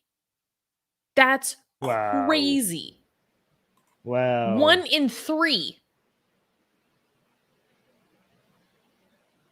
So I was reading reports on this, and they were talking about how it's so bad that one commentator was saying that it could lead to a position that happened in Chile in 2019, where every single bishop in the nation of Chile submitted their resignation to the Pope because this abuse and scandal there was so bad. They're like, it's so bad in Poland, I wouldn't be surprised if this happened.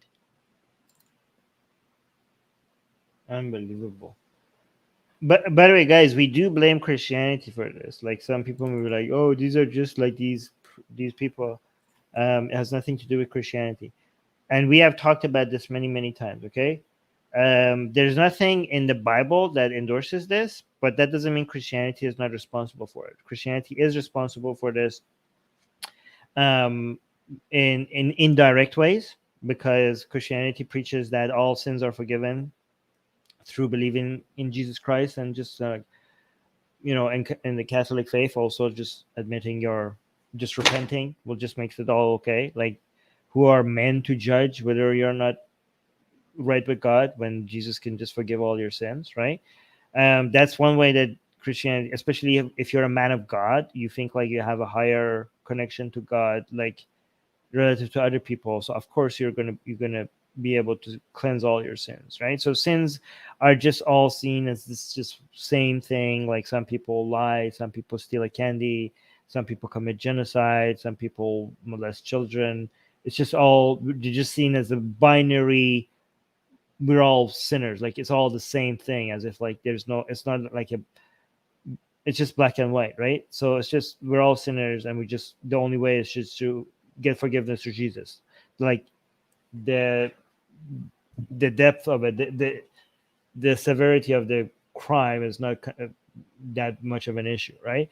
And also, so that's one way Christianity is responsible for this, and then another way is the fact that this whole idea of men of God are holy and moral and can be trusted, and are given, especially by parents, they're trusted with children. You create environments where people who are not deserving of trust, who are not deserving of any authority, especially over children, are given that authority, are given that trust, with this idea that if you are a man of God, you are to be given those authority and trust. Like if you look in the secular world, like these things do happen in the secular world, but the reason why it happens less is because more often trust is given to people with children, with credentials, with a history, with proper background checks. But in the religion world, this trust and authority is given to people based on how connected they are to like ancient text and faith and their sky father and shit like that, right? So that's why Christianity is responsible for creating environments where this stuff happens. So don't let the idea of like there's nothing in the Bible that endorses this. That is true, but don't let that fool you. But to think that Christianity is not responsible for this, right? Like this is very similar to honor killing in Islam.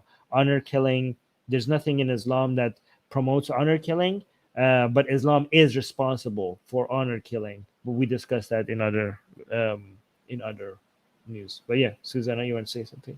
Yeah, I just wanted to talk about a few more highlights from this decree from the Archbishop. So, as well as, not going to the minor's house alone or someone else's house or their own house alone, and driving in a car, having the pictures, all that stuff. Here are some other prohibitions. All violence, physical punishment, and hostile gestures are expressly banned, as is encouragement of negative behaviors such as smoking cigarettes and drinking alcohol. They should also avoid any conversations on growing up or sexuality outside of approved educational programs, and particularly not refer to their own experiences. They should not have any secrets with children, practice sports with them individually, or like I said, keep any images of them without their parents' consent. I thought that this was all very interesting because these are all explicitly like grooming behaviors, like trying to introduce kids to adult things like cigarettes and drinking, try to have experience like conversations that are like out of place about their own sexual experience and stuff like that.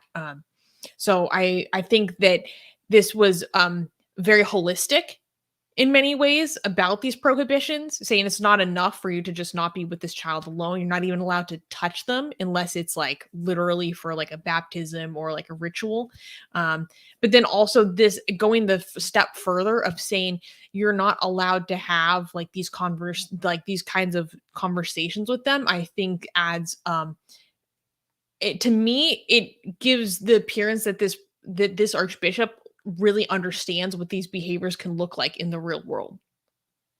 Yeah, but it also shows the language he's using to address this is like very non-Catholic, more modern understanding of how things are supposed to be, which it effectively shows how backward the Catholic view of all of this is. Like, because when you listen to this guy, he's using the things that he's saying goes against the traditional role of what a priest is supposed to do. Like, you're supposed to be able to tell your secrets to a priest as a child, because the priest's role is to know how to keep those secrets and forgive you. Again, that creates a very dangerous environment for a priest to be able to take advantage of children, right? But like everything he's saying is our better, more modern, less religion of understanding of how properly we're supposed to do things. Like I want you guys to understand that if you're celebrating the things that he's saying, make sure you don't celebrate the Archbishop, because don't celebrate the Catholic tradition, because the reason why the things he's saying make sense is because they go against religion, they go against tradition, right? So him being less Catholic, him saying things that sound less Catholic is the reason why they make more sense. So please don't give the credit to the Catholic faith or the Catholic system or all of these institutions and traditions. Don't give the credit to that just because it's coming out of an archbishop's mouth. The reason why this is good is because it goes against tradition. But go on, Susanna. Oh, well, I was just going to say, we don't really know the way that this language was used because this is translated from Polish. Right. But then you explained further about the whole secret keeping thing and the seal of confession. So I understand what you mean there. Yeah. So yes, I agree. Yeah. So just don't give credit to the Catholic faith just because an archbishop is saying that. If there's anything good about anything he's saying, is because they're desperate to survive.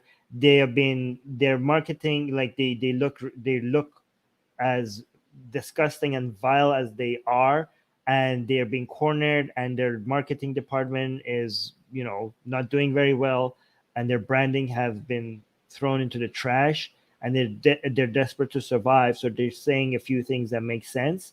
So give the credit to the people that are fighting against the Catholic Church, against the Vatican, not to the Archbishop. Okay, if he's making sense, it's because they're being cornered. If they're making sense, it's because they're saying things that are less Catholic. So fuck the Catholic Church regardless of what they said.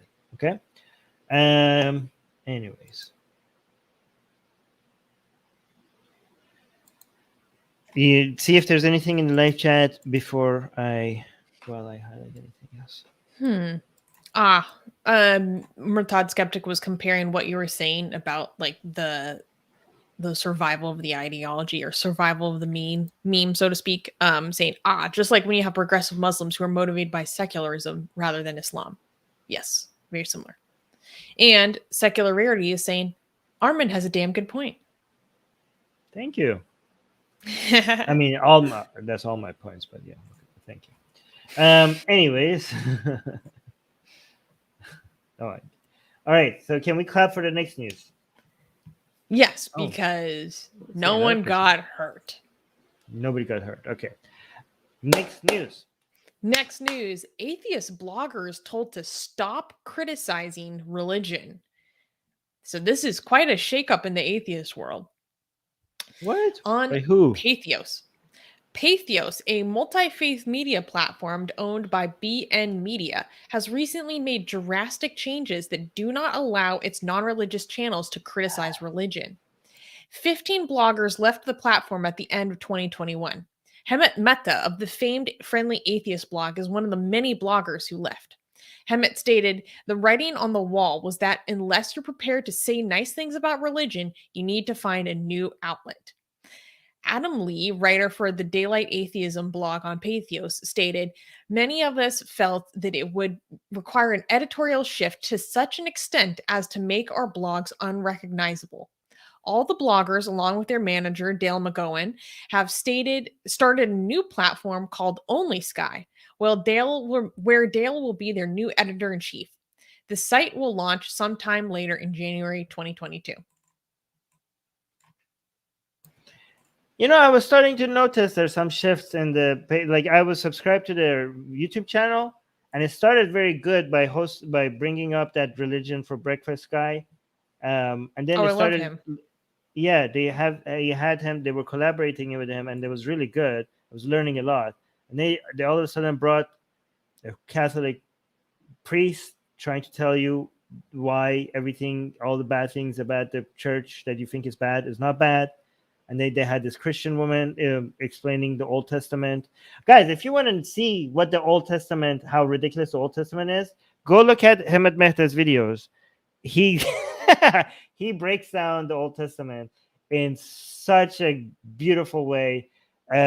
Goes through chapter by chapter. Really good, really good. Okay, but not this lady. I thought Patheos was such a good place because I was fooled. I thought they had this religion for breakfast guy there, and I was learning so much.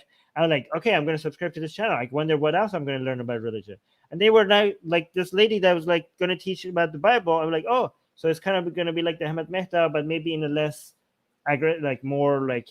less aggressive way. It's fine, right? But then no, she's completely just promoting the Bible. I'm this is very biased. Okay. Anyways, I was fine with that, but then I noticed that Patheos is just moving in a pro-religion direction.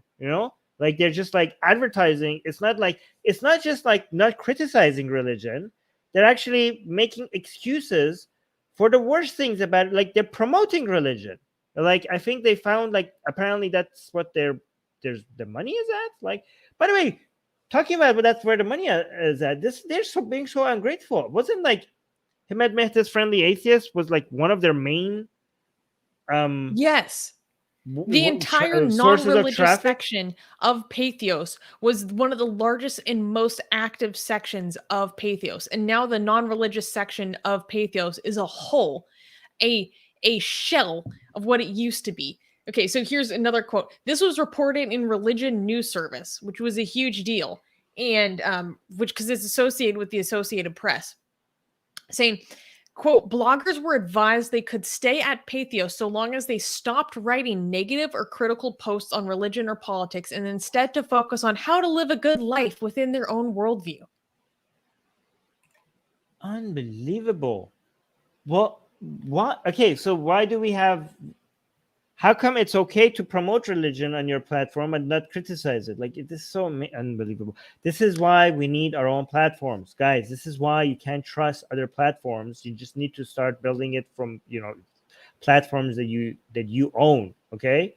By the way, if Hemant ever watches this video, I know he has his own YouTube channel and he's doing really good, and his own website, I think, also, and his own podcast. But again, all of this is on rented land. Okay.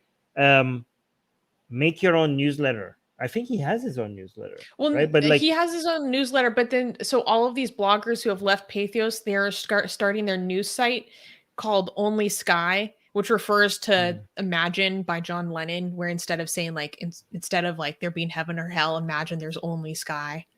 But it hasn't launched yet. I did a lot of digging trying to find it today, but instead you just find a site that asks you to sign up for a newsletter. So they're going to launch it soon. This is such a disaster. Do you understand? it's like people are like, oh, just it's good, just move somewhere else. You know how much effort it goes into building something from scratch, from like after years and years of dedication of building a community, and now you just go like, oh, just move somewhere else. He It's was just on like, Patheos yes. since 2011. I think he was their main right. Like most of their Yes! traffic came from because of him. Like, how ungrateful 100%. do you have to be? Like, why do platforms treat the people that made them relevant so poorly? You know, like YouTube and Facebook, the people that they think, okay, because obviously their profit motive. But yeah, Blank Name is also pointing out, like oh yeah, like guys, you're celebrating books that are promoting us burning for eternity, and we can't be like, oh, that's like we're being the hostile ones, but just pointing out that that's ridiculous. Like, no, like what the hell? Like even oh my god, this I don't want to start a rant, but it's so ridiculous. This is So here's another quote that I thought was interesting. So this is from Dale McGowan, who's going to be the editor-in-chief of Only Sky. And he also wrote Parenting Beyond Belief, saying this was a business decision to position themselves for the long term, talking about the parent company. And it may have been hard for Patheos to attract advertising among religious businesses while at the same time providing a forum for atheists to criticize religion, he said. By the way, this also shows that a lot of people who tell me that, like, oh, maybe if you're just less radical, they won't come for you, you know, like maybe if you're just less, because I'm like supposed to be like the most aggressive one that doesn't hold back, and I'm just like, and people are like, well, you did this, like, and then I get banned from Twitter and Facebook, and people are like, guys, there's no line. Like once you're like, okay, this is too far, and you draw the line a little bit back, and then they're gonna move forward. They're gonna be like, okay, this is the new line. This is the way. Like, and then you go like, okay, let's move backward. Guys, you're talking about Hamad Mehta. Like this guy is like not very like he's a friendly atheist. Like like he says the most progressive things. And like he is not supposed to be. He's not like this controversial radical guy that just says things that are supposed to be considered insensitive. Like he says we are talking about going after religion in the most politically correct version possible. Okay, like I know going after religion as a whole is not like politically correct, but if there was a politically correct version of going after religion, it would be like the progressive brand of going after religion. Well, to the point that he gets roasted for being too woke, too politically sensitive. We've criticized him about that before. Yeah, we did, of course, but like I'm just saying, like even Hamad Mehta's version going up, like even that is not tolerated. Okay, yeah. Like, even that, like if that's not tolerated, then what the hell is going to be tolerated? Okay, and this is also why we need people to push, the line to much farther than what is accepted, so you could make the room for other people, And also, this is why you need to have a newsletter, and also this is why we need new platforms where it's not owned by anybody. Okay, I'm not gonna say it. You know what I'm talking. You know what I'm talking about. No. He's talking about the blockchain. Maybe not now. Maybe 10 years from now, we're gonna have places again. Actually, that might be a problem because we do need some community standards. I don't know how you're gonna deal with that. Okay, but anyways, we could deal with that when we can get there. Anyways, this is ridiculous. Yeah, my thought skeptic is saying, when this guy is too harsh, I don't even know what to say.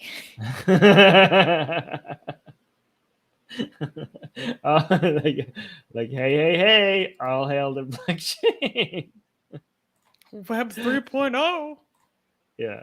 Guys, I don't know if this is going to happen in 5 years or in 10 years or in 20 years. I'm not like saying like this is going to be something soon, but I'm hoping it will happen. Okay. I'm hoping oh, by the way, guys, given talking about having to needing our own platforms. Okay. The safest one right now is a newsletter. So subscribe to our newsletter, link in the description. Guys, we don't know how long we're going to be able to stay in all the places we're at.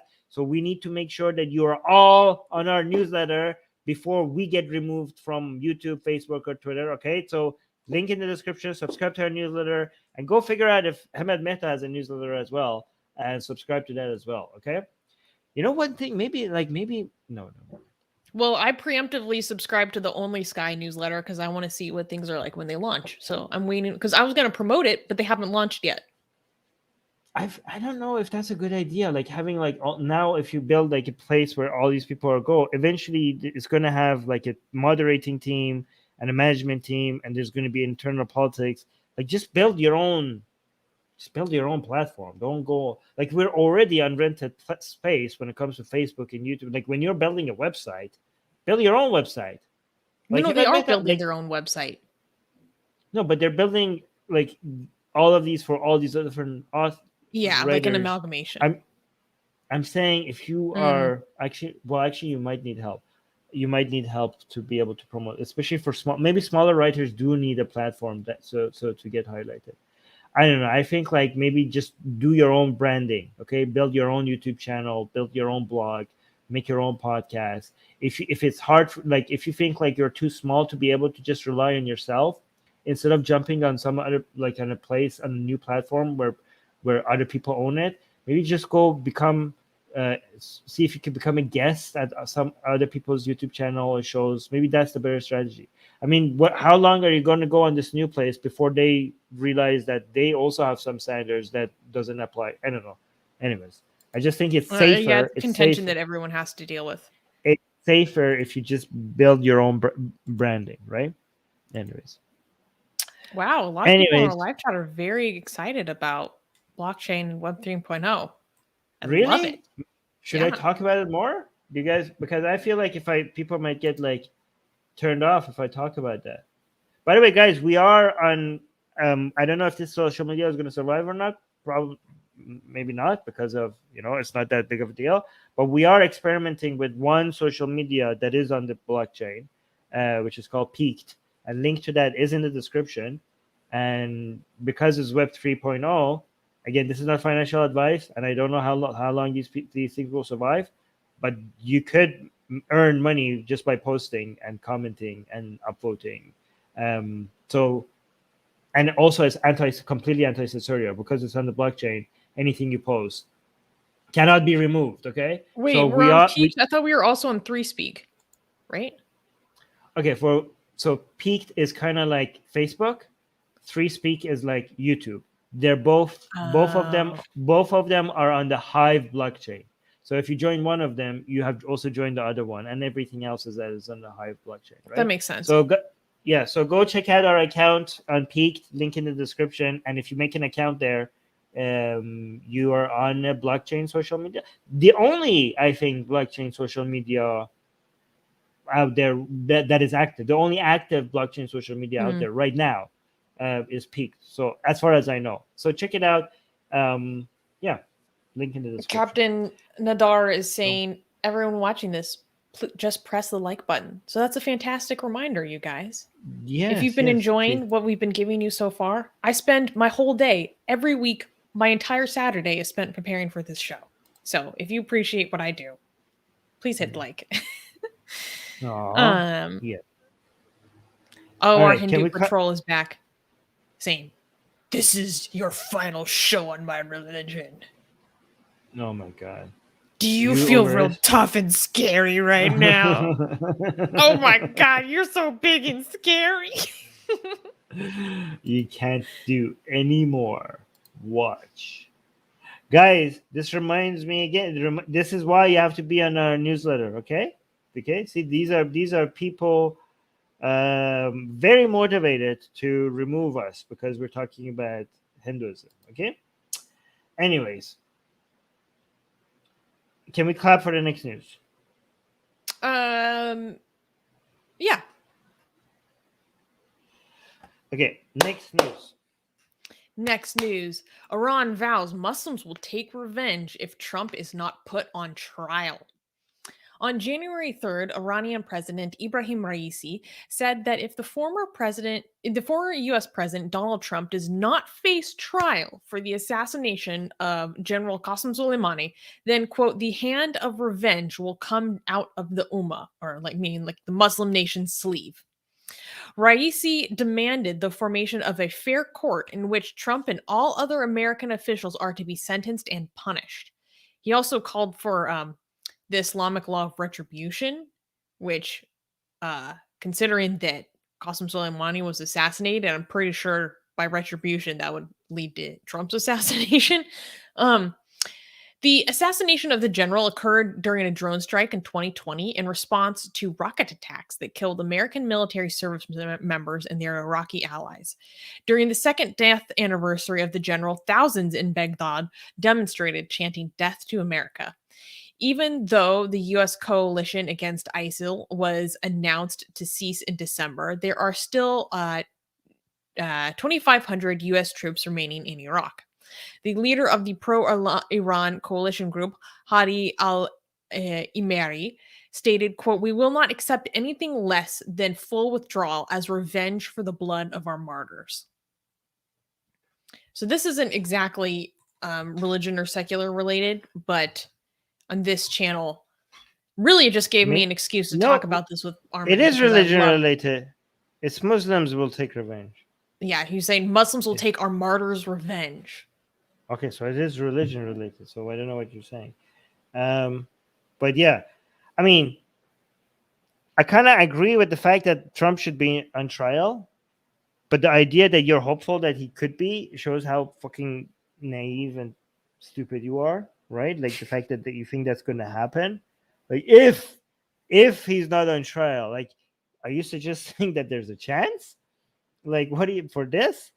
Okay, so yes, Trump should be on trial. In a better world, he would be on trial, but not for this. This is literally one of the only few things that he did right. Okay, he should be in trial for the war crimes in Yemen. That's a good one that he should be in trial for. And the United States is not a signatory to the ICC, so I don't know what trial. Which trial are you talking about, Racy? Which trial? Like, how do you think this is going to happen? Like, what are you imagining? Like, if Trump is not on trial, who's going to put him on trial? Like, are you trying to signal to the world that you have no idea how anything works geopolitically? Like, you're this naive and this uneducated. Is that what you're trying to signal to the world? Because congratulations, you're successful at that. Okay, you managed to convince us that you're an idiot. You're an idiot. But again, yeah, Trump did everything wrong except three things, and this is one of those three things. Wait, three things? Qasem Soleimani, the Abrahamic Accord. What was the other thing? The jab, the speed at which they got the it was like Operation Time Warp or something. Time vortex, time warp, something like that. Speeding up the research for getting the jab. The jab, yes, that was like good as well. But that's it. Everything else he did was a disaster, and a lot of what he did were war crimes. Okay, so yes, he should in a just world he would be on trial. But okay, so apparently Kyle Kulinski did. Oh, warp speed. Thank you, warp speed. Yeah, warp speed. Warp speed was really good. We could thank the Trump administration for that. Okay, see, guys, we're not being dogmatic. We're not like just because we hate Trump, we're not going to be completely deny when he did something good. But yeah, one of the best things he did was assassinating Qasem Soleimani. Okay, it was the best non-accelerating response you could have given to the attack on the embassy in Baghdad. Like, first of all, you had to have a response. There was an attack on U.S. soil, okay, and you had to come up with a response that was very strong, very strong. That was an attack on U.S. soil, on U.S. personnel, okay. Nothing like that has happened since like the Iranians took hostage Americans in the embassy in Tehran, right? That was like it was a giant attack in capturing the embassy. They were inside, okay. If you didn't respond, and there were many attacks before it that they had gone before without a strong response, and the U.S. was looking pathetically weak. The fact that there could be this many direct attacks at U.S. soldiers, but the reason why there was no response is because they didn't want to enter a war. But you cannot have another response to that, and so if you wanted to come up with a response that was extremely strong and yet was not a direct attack on Iranian soil, something that would require an escalation, something that was really painful to show you that US can bite back. It's not just like a paper tiger. Like, you can't just attack its embassy without paying a heavy price. But a heavy price would require like attacking them on Iranian soil, and that could have escalated the war. This was a perfect opportunity. Qasem Soleimani was outside Iran's border, and he was a terrorist. He was, I should say, he was like, he did deserve to die, and him dying did remove a lot of horrible activity in Iraq, in Syria, in Afghanistan. Like, he was a monster, okay? And him being outside of Iran's border and removing him was the perfect way to give a strong response without causing escalation into a war. That was, you could not have found a better response to what happened, okay? I can't think of anything better you could have done.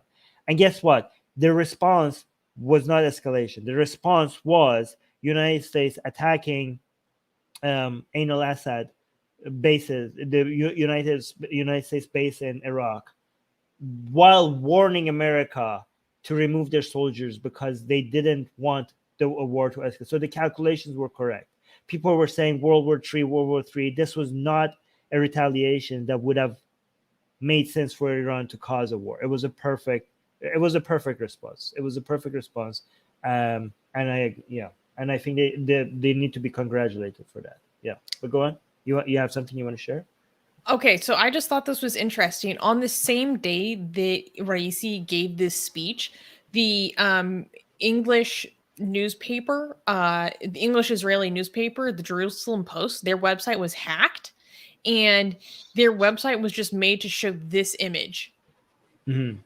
Which, for those who aren't, this is clearly in reference to Soleimani's assassination. So, because here you see this ring that is he's famous for wearing, and it was like one of the few things that actually survived like his assassination. It's like this missile coming out of this ring, and then this is supposed to be a nuclear research facility in Israel, and then it says, "We are close to you where you do not think about it." And it says that in English and Hebrew. I have no idea what this is supposed to mean. We are close to you where you do not think about it. Basically, we're coming for you in place. Like, we are hiding in places that you cannot see. Like, we are. I mean, I assume like, that's what it means, but the English is so poor. The English is really bad, but it's very close to a Quranic verse where God says we're closer to you than your jugular vein, right? Like, we are basically we have spies everywhere, and we're like close to sensitive spots. It's saying it like, you would think that before releasing this, they would have a proofreader and they will have better English before like embarrassing themselves like this. But apparently they can't even get that right? Like, honestly, like, you look at how pathetic we are. We can't even get this right. Okay, oh my god, look at Israel's Israel's Persian Twitter account. Israel's Persian Twitter account. Their Persian is perfect. Their Persian is way better than me. Okay, and not only the Persian on Israel's Persian Twitter account is perfect. They are referring to like very specific sayings in Persian and poetry. Like, they're like, who's in like charge culturally of your accurate too. culture? Yeah, no, it's not just good at Persian. They're very like aware of like very specific cultural like details in Iran. Like, whoever's managing Israel's Persian Twitter account, they need a raise. Like, Armin's like, can I have your job? No, honestly, I can't do it. Whoever's doing that, their awareness of Persian culture and like history is way beyond me. Like, good job, whoever's doing that. If you're watching, good job. No, but okay. So one thing you have to understand what's happening here is that Iran's government is under extreme pressure for revenge by pro-Soleimani people, and the mistake that the government did was they promised them all sorts of revenge. They promised them so much revenge for killing Qasem Soleimani, and people are like, yes, revenge, and none of it came, right? And they're like not a single American has been killed in response to the they promised like the fall of the U.S. empire. They're like, they're gonna go out of, and they keep escalating. They keep promising more revenge, more and more revenge beyond what they like. They are competing against each other, like the officials, about how big of a revenge that they're promising, right? But what they actually do is so insignificant. So they have to, like, at every anniversary, people remember the promises they made over what kind of revenge that they're going to take. So they're like, oh my God, we need to do something. So they send some missiles and it doesn't kill anybody. And they make posters and they're like, look, we are like being very aggressive against Americans. But then the people that were actually looking forward to a revenge, they get even more angry. So this is like, there's an internal fight within the radicals in Iran. That why is our government not actually taking a serious revenge, right? They're like, you're just making posters. What happened to the actual revenge that you promised us? Let me actually show you what. Let me show you one of the promises. Like, actually, did you see one of the memories I shared in the anniversary of Soleimani's death on my Facebook wall? Oh my God. Okay, let me show you this. This is like, they are fantasizing about the things that they're gonna do. Hold on, let me actually, my Facebook. Well, the closest they could come was like firing off a few missiles, but then they told Americans that they were coming ahead of time so that they could clear their bases off because they don't actually want that smoke. Oh my God. Okay, that is what they can do. They can make posters in real life, but this is their fantasy. Is that like Angel Soleimani's like raining hellfire? On the U.S. Capitol. That's Soleimani coming back as an angel with Dr. Mohandes, the other person that was with him when he was assassinated, right back. And these are other angels, right? So I actually, let me read my caption because I think I explained this very well. I said, Iranian propaganda art. Qasem Soleimani returns from heaven, unleashing havoc on Washington D.C., while American soldiers run away in fear. So this is what they want, okay? But this is what they can do. They can make posters. So you can see how far the fantasy is from reality. I gotta be honest, this is better than a lot of propaganda art I've seen from them before. This is actually a pretty well-drawn cartoon. So Secular Rights is saying we should do some blasphemous art on this one. No, I mean, most people will not get it, so it wouldn't make sense. Yeah, it's a little niche. Well, yeah. Oh yeah. So yeah. Oh yeah. Most of our audience. Wow. Nobara has the full name. Yeah. So this one, the first angel here is Qasem Soleimani, and you can see that the second angel is Abu Mehdi al-Mohandes. Yes. Some comments from the live chat. Rudresh is saying, Armin, you got the Kyle Klawinski video I sent, right? So Rudresh was asking us to talk about this Kyle Klawinski video where he talks about this recent call for revenge from Iran. And we both watched this video. You sent it to me recently. So I know you I sent it to you because I went and found it, but I'm trying to see if we're getting emails from our, because No, he sent it to me specifically, and I did get his email. Oh, okay. Okay, you did. Okay. But do you think you're going to do a full stream on that? Because I think it would be beautiful to see you do a full stream on that. I will do a full stream about this topic, using the Klawinski video. Like, I'm going to review like his takes are very bad at this. Okay, so I'm going to be criticizing him on the Secular Jihadist channel, right? So if you guys want to see me going into more details about this specific thing, this specific news item that we're talking about here, basically about this, I'm going to spend more than an hour going over the details using the Kyle Klawinski video. So subscribe to Secular Jihadist, and that's where I'm going to do the live stream. Okay. Oh, yes. Another comment from the live chat. Music Guy is saying, meanwhile, they are dead silent on the passenger plane they shot down the other year.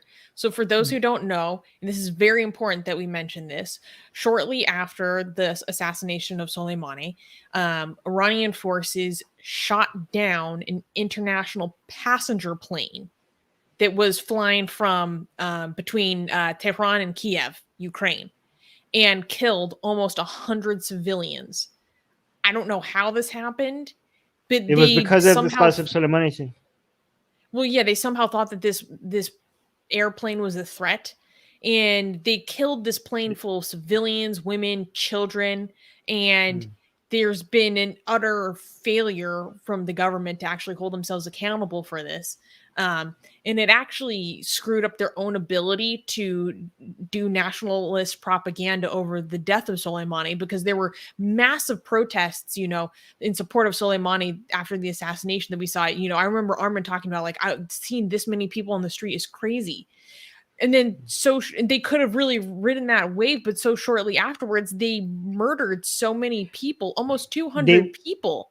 And so then that was swiftly crushed, and then so many people were coming out in support of this passenger plane that was killed.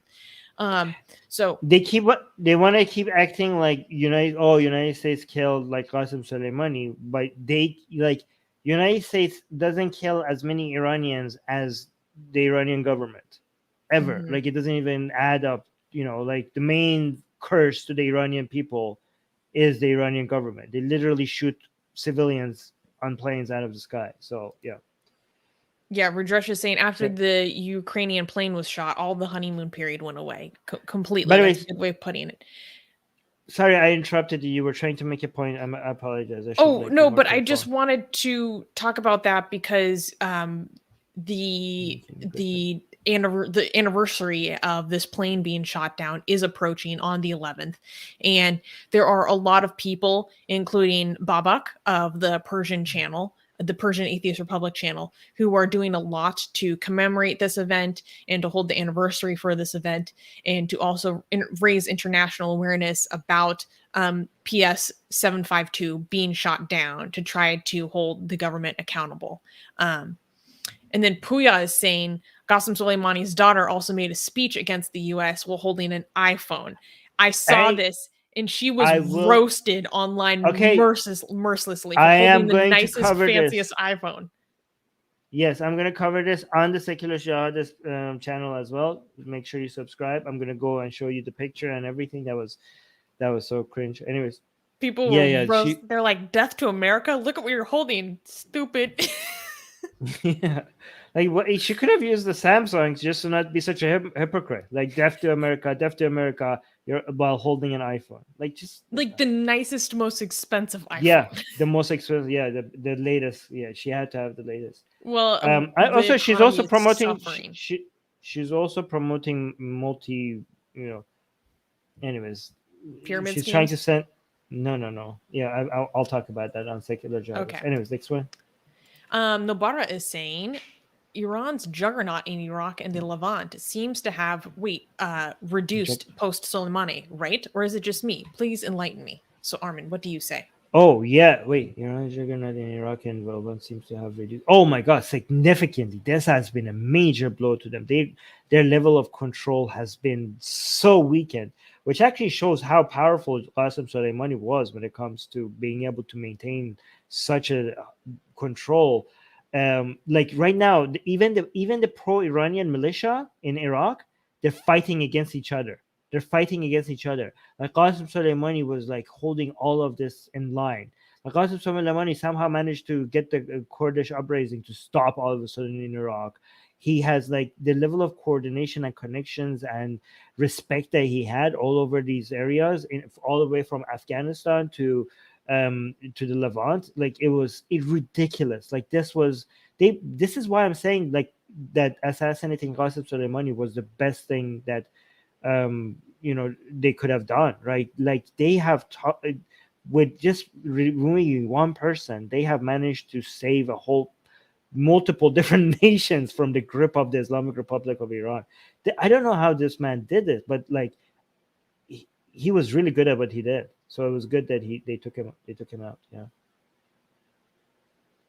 Yeah. Somebody saying, Khalsa is saying, just one man ensured so much power. Yeah, he was like, I don't know what it was about him. He had this charismatic. A lot of people were more loyal to him than the Islamic Republic of Iran. Susanna, I don't know if you know this. Some people within the Islamic Republic, some higher ups, were actually happy that he was taken out. I remember you talking about this.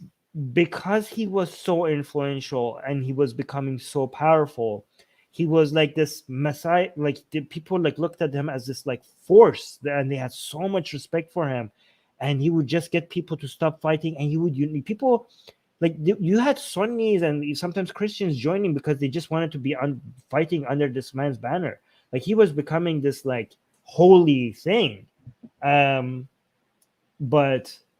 and some people within the Islamic Republic of Iran thought that he's becoming too powerful, and they saw him as a threat. So some people within the Islamic Republic of Iran, some people within the government are like, oh my God, thank God that he was taken out. They couldn't question. They one of the main people that actually questioned him was the foreign minister Zarif. Like to show him that he was acting within the interest of the Russians, and he would like that's right. And he paid a huge price for saying those things, right? Like this man has now become like a religious figure. Oh, I'm gonna show you, by the way, on the Secular Jihadist show. People are his grave. The dust from the earth from his grave is becoming a holy thing. Like people are passing like he's becoming a holy. He's becoming a holy. Like he's this isn't Karbala. What the fuck? No. People are literally like taking the earth from his grave and passing it out as a relic, right? Also, another thing is that his statue was raised in a city recently. I'm going to also show you this on Secular Jihadists to celebrate him, which is shirk, by the way.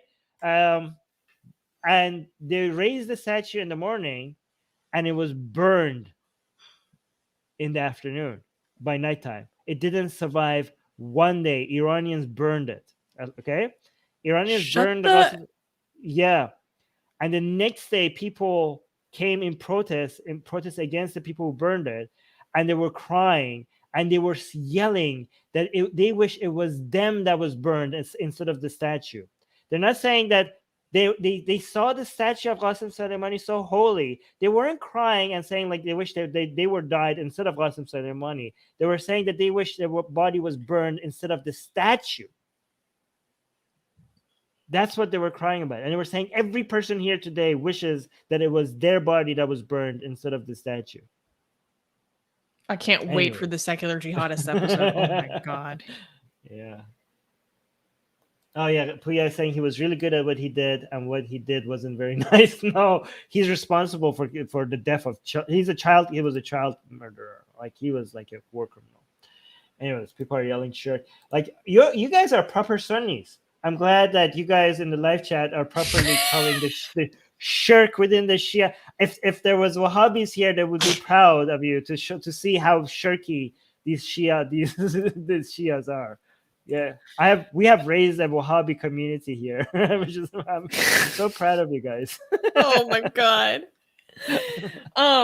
So this next news is the news that I teased at the beginning, and because it is so fantastic, it's so hilarious.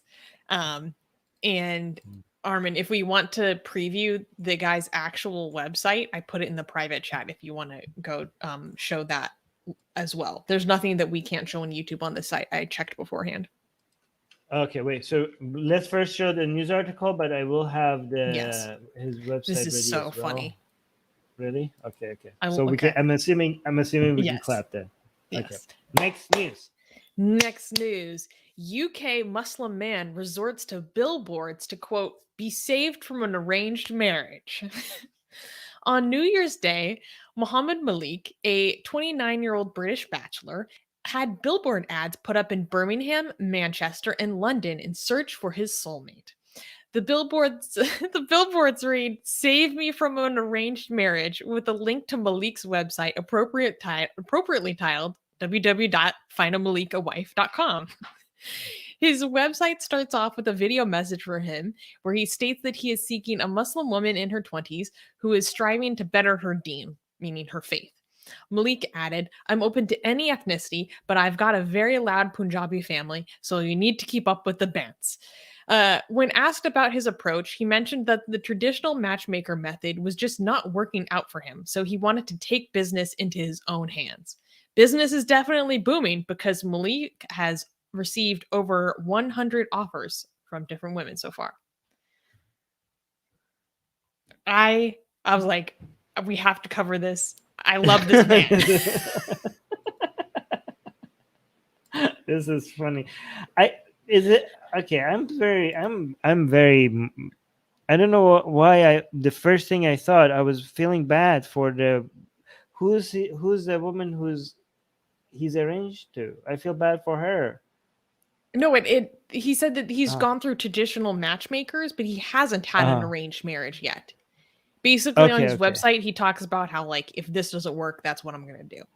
He's like, arranged marriages have their place Islamically, but, I want to, try to do my own thing first. Okay, but I'm assuming when he says save me from an arranged marriage, that means like there's somebody that he's arranged to marry. No, that's that's the next step. But I love, look at the pose. So for those who are listening, he's like leaned over on his side, like with a finger pointed up, like, hey. Priya saying this so is like good. It's so good. Priya saying this seems like a pretty expensive alternative to Tinder. Yeah, I mean, if it works. Is this video short enough for us to watch? I haven't actually watched it. Let's check it out. Oh yeah. It's only 28 seconds, so we could watch it. Let me know if you have idea. Hi, I'm Malik. You might have seen my face on a billboard somewhere. I'm 29, living La Vida, London. I am an entrepreneur. I'm a foodie, and I'm religious. I am looking for someone who is working on her deen. I'm open to any ethnicity, but come from a loud Punjabi family, so the banter has to be 100. If you're interested, fill out the form or check out my details. I love this guy. That's kind of cute.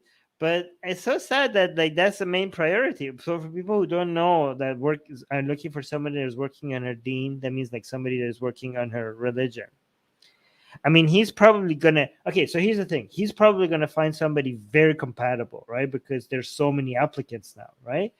But okay. I don't want to ruin this news. This news is funny and kind of wholesome, and I don't want to take a bad conclusion. You know what? I'm not gonna tell you what this shows to me because I don't want to ruin. This news is wholesome. I don't want to poo-poo the good, the funny. Well, now I'm curious. I want to hear it. I was just saying, like, the fact that so many people, like, he's gonna have a good compatible match because he has so many applicants and he has to pick from them, right? But the fact that this is the main priority shows how many mismatches and how many people are going to be with the wrong person because they were choosing, like, the factor that they're evaluating who they want to be about is how seriously they're taking their religion, right? So somebody could be a lot more compatible with you, but they're not taking their religion very seriously. But because you've been brought up to value somebody that is taking their religion seriously above all other things, you're going to go with that person instead, and you're going to miss out on the person that was actually more compatible with you because you have these weird, bizarre metrics that is not very helpful. And, I don't know. I'm being that glass half empty. Like, this is supposed to be a wholesome news, and I'm being a glass half empty kind of guy. Like, I don't. No, I get what you mean, because when you first started to say that, because I think people part of compatibility is alignment of values. And to a lot of people, their religious practice is a big value, and I do think that should be something that does align if that is very important to you. But your point about this is something that they were taught, especially some of the weird idiosyncrasies of it. Yeah, I see what you mean. But in general, I gotta say, I love this guy's attitude. I love his attitude as well. He seems very sweet and all. And also, but no, it's not the case that just because religion is very important for you, that doesn't mean that you're going to be in line with somebody else that is taking religion very seriously. Okay, it's almost as if saying like, oh, we're very, like, let's say like I hate religion, right? I'm very, very anti-theist. Okay, That doesn't mean that if I find a girl that is also very, very against religion, just based on that doesn't like imagine if that was my criteria and that I made that my priority.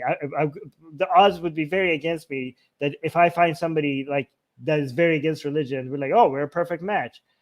No, not likely. Not likely. Not if you just go based on that, right? Like no. Anyways, but I think he's going to be fine because just based on the number of people that he's going to be able to choose from. Yes. I wonder if other people are going to now follow his tactic and just like there's going to be billboards everywhere. Oh, by the way, he doesn't even. You know what? I think his main appeal is that he must be well off if he could build a billboard, pay for a billboard like this in right? multiple cities. So yeah, so he doesn't. You know what? I think a lot of women are going to find this attractive, not necessarily because he's being like a lot of people are like, oh, I like how he's taking, like how religious he is, how seriously he takes his deen. I think, but secretly they're like, this man's rich. I think he didn't have to say, I don't have to tell you how rich I am, but I have billboards. But you saw me on billboards, girl. You saw me on billboards everywhere, like so, like obviously. I think that would be the main appeal. Mustafa is saying that he already applied. Oh my god. Mustafa, did you get a response? Oh my god. Oh my god. I think makes. I wonder besides if the anybody's going to convert to Islam ahead. because of this. Sorry, I was just going to... Don't forget what you're saying. I was just wondering if anybody's going to convert to Islam because of this. Wow. Just to be able to get this man. Wow. They're like... Mustafa says that he's still waiting for a reply. Yeah. No, serious, that would be a great argument. Like, do you want to go find a woman that was always a Muslim, or do you want to get the woman that became Muslim because of you? How much more seriously can you take religion if you converted to it? You know what I mean? Oh, I have somebody at the door. No, but it would be someone not converting for the sake of Allah and Muhammad's teachings. It would be converting for the sake of that D. Not the dean. Hey, see what I did there? I make myself laugh the hardest. I don't think anyone laughs at my jokes as hard as I do. You know, well, Armin has to go get his package. Let's check out his website very briefly. I think just me speaking for myself as a woman, I think what makes this attractive to me, and not just like, well, for me, it's not, oh, he has billboards, that must mean he has money. But I think like he very clearly has a sense of humor about himself. Let's check out his website. Okay, here we go. Yeah, like, look at this guy. Got the finger pointing. I'm Malik. Help me find a wife. No, this isn't a joke. Like, I love the attitude. Like, he's not taking himself too seriously, but he's just being like forthcoming about what he wants. And he put together like a very clean profile, and it's a little tongue-in-cheek.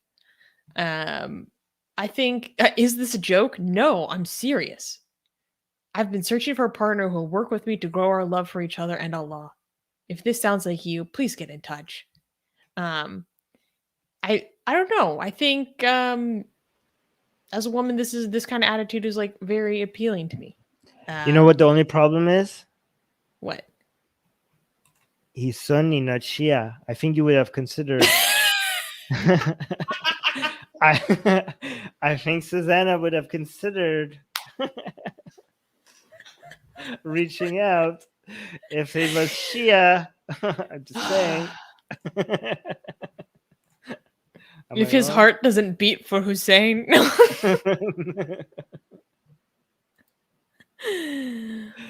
Mustafa saying Malik means king, and I want to be his Malika. Oh my god, Mustafa. Oh god. All right. Let me get the next one. All right.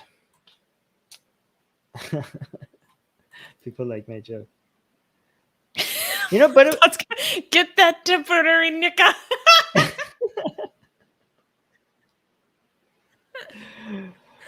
by the way, Susanna, your jokes are funny. Why do you think like you're the? I like the fact that you laugh at your own jokes. It's cute when you laugh at your own jokes. Okay, No, don't but I'm st- saying I laugh harder at my own jokes than other I know- people laugh at I my know, but- jokes. I know, but that also makes it funny. Like when when you make a joke and then you think about your own joke and you laugh so hard. I don't know. I think it's adorable. Don't stop that. Okay. All right. Can we clap for the next news? Yes, we can. Next news. Next news, more support against Hindutva.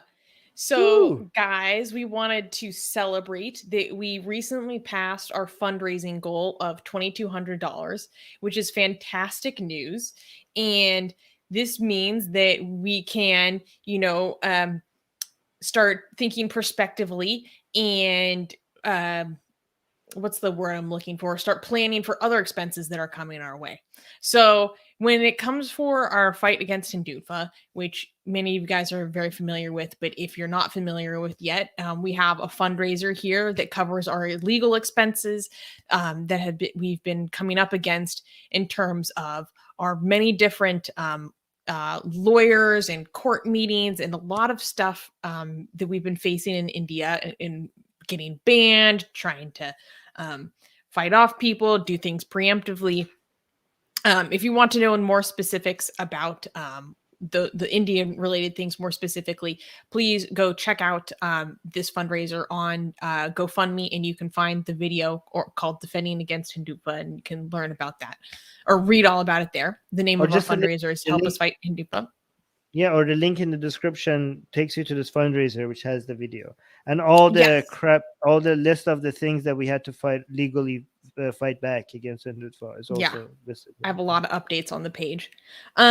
So we recently passed our goal of $2,200, and I'm not exactly sure why, but over the past 24 hours, we've gotten like a huge burst of donations, which is amazing. And that means that, like I said, we can start thinking about covering some other big costs that we have. So, for example, to fight Hindutva, we have to be in good legal standing. And that means that we have to keep up to date on a lot of big things that we have to do as an organization. So part of that is like trademark renewal and all the filing fees that go along with that, which is not insubstantial, and as well as paying our accountant, which is something very important to us so that we can be transparent with well, obviously we have requirements in terms of filings with the government, and also being transparent with our audience and our community about our funding and how we spend the money that you guys so generously give us. So we wanted to take a moment to, celebrate and thank all of our amazing donors for everyone who has, out of the kindness of their hearts, helped us out so much so far. And take that opportunity to talk to you guys about this other stuff that we have a need for.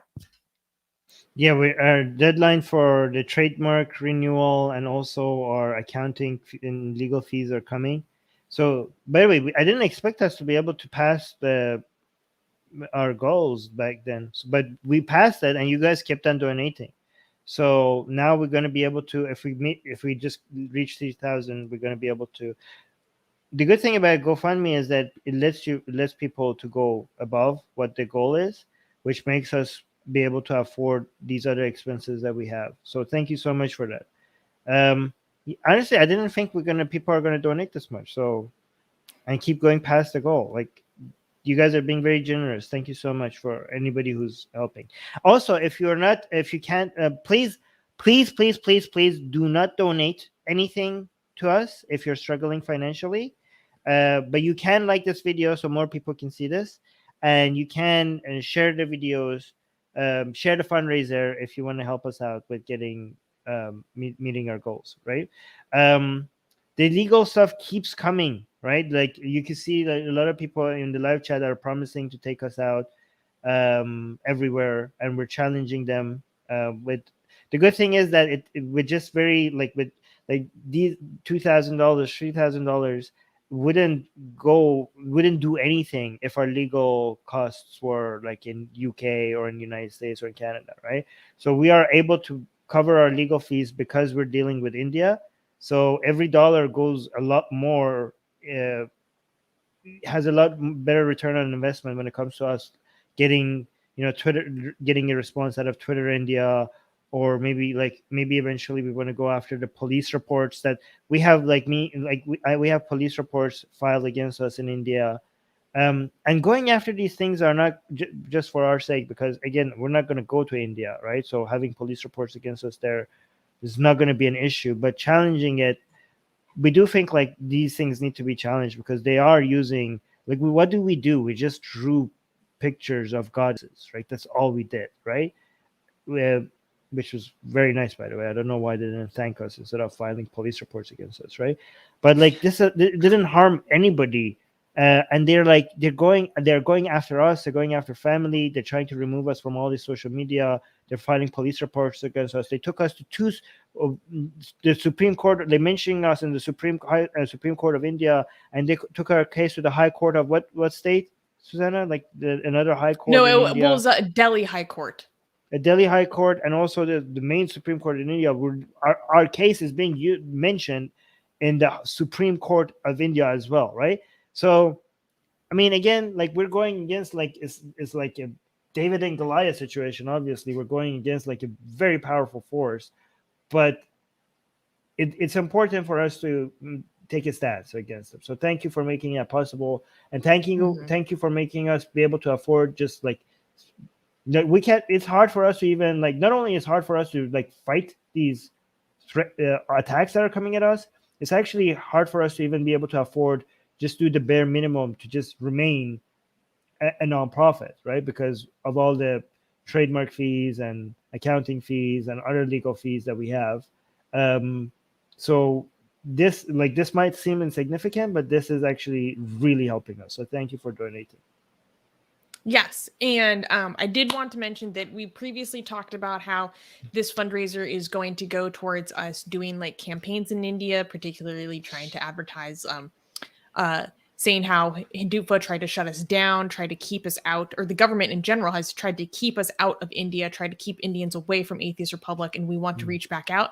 That is still definitely a priority, but it's something we are going to do. That's not something that we've forgotten about. But there are things that take priority in terms of we literally have to keep functioning as an organization for us to be able to do something like that, right?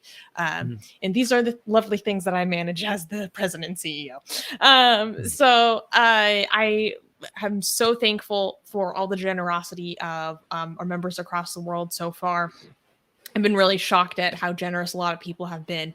And yes, it means a lot. So I just wanted to reach out to the community once again, give an update, and also talk about what else we need this for and how we're doing.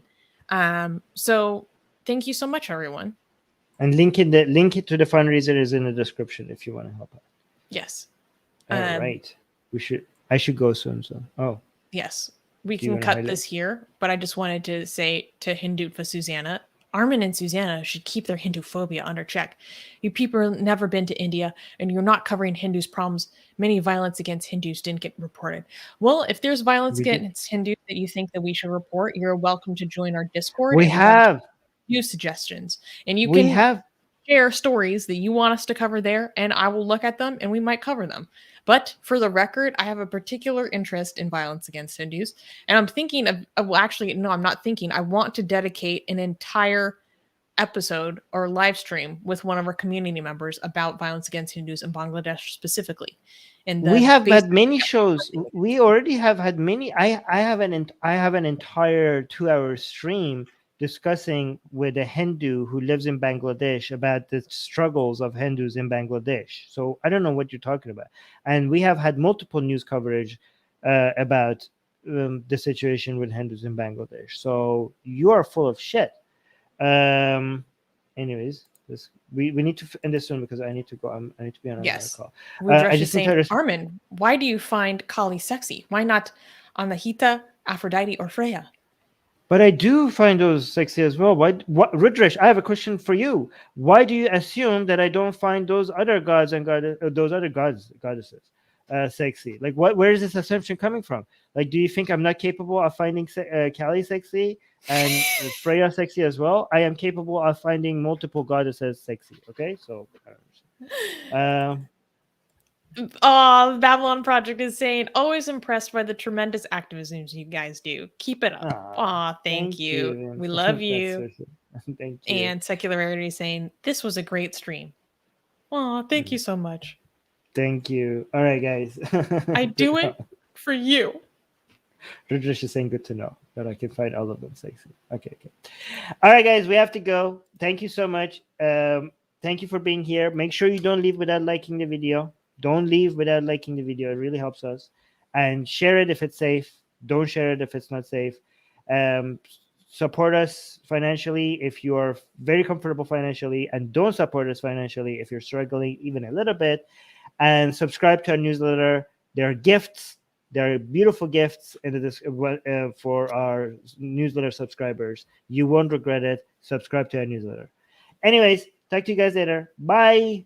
Bye.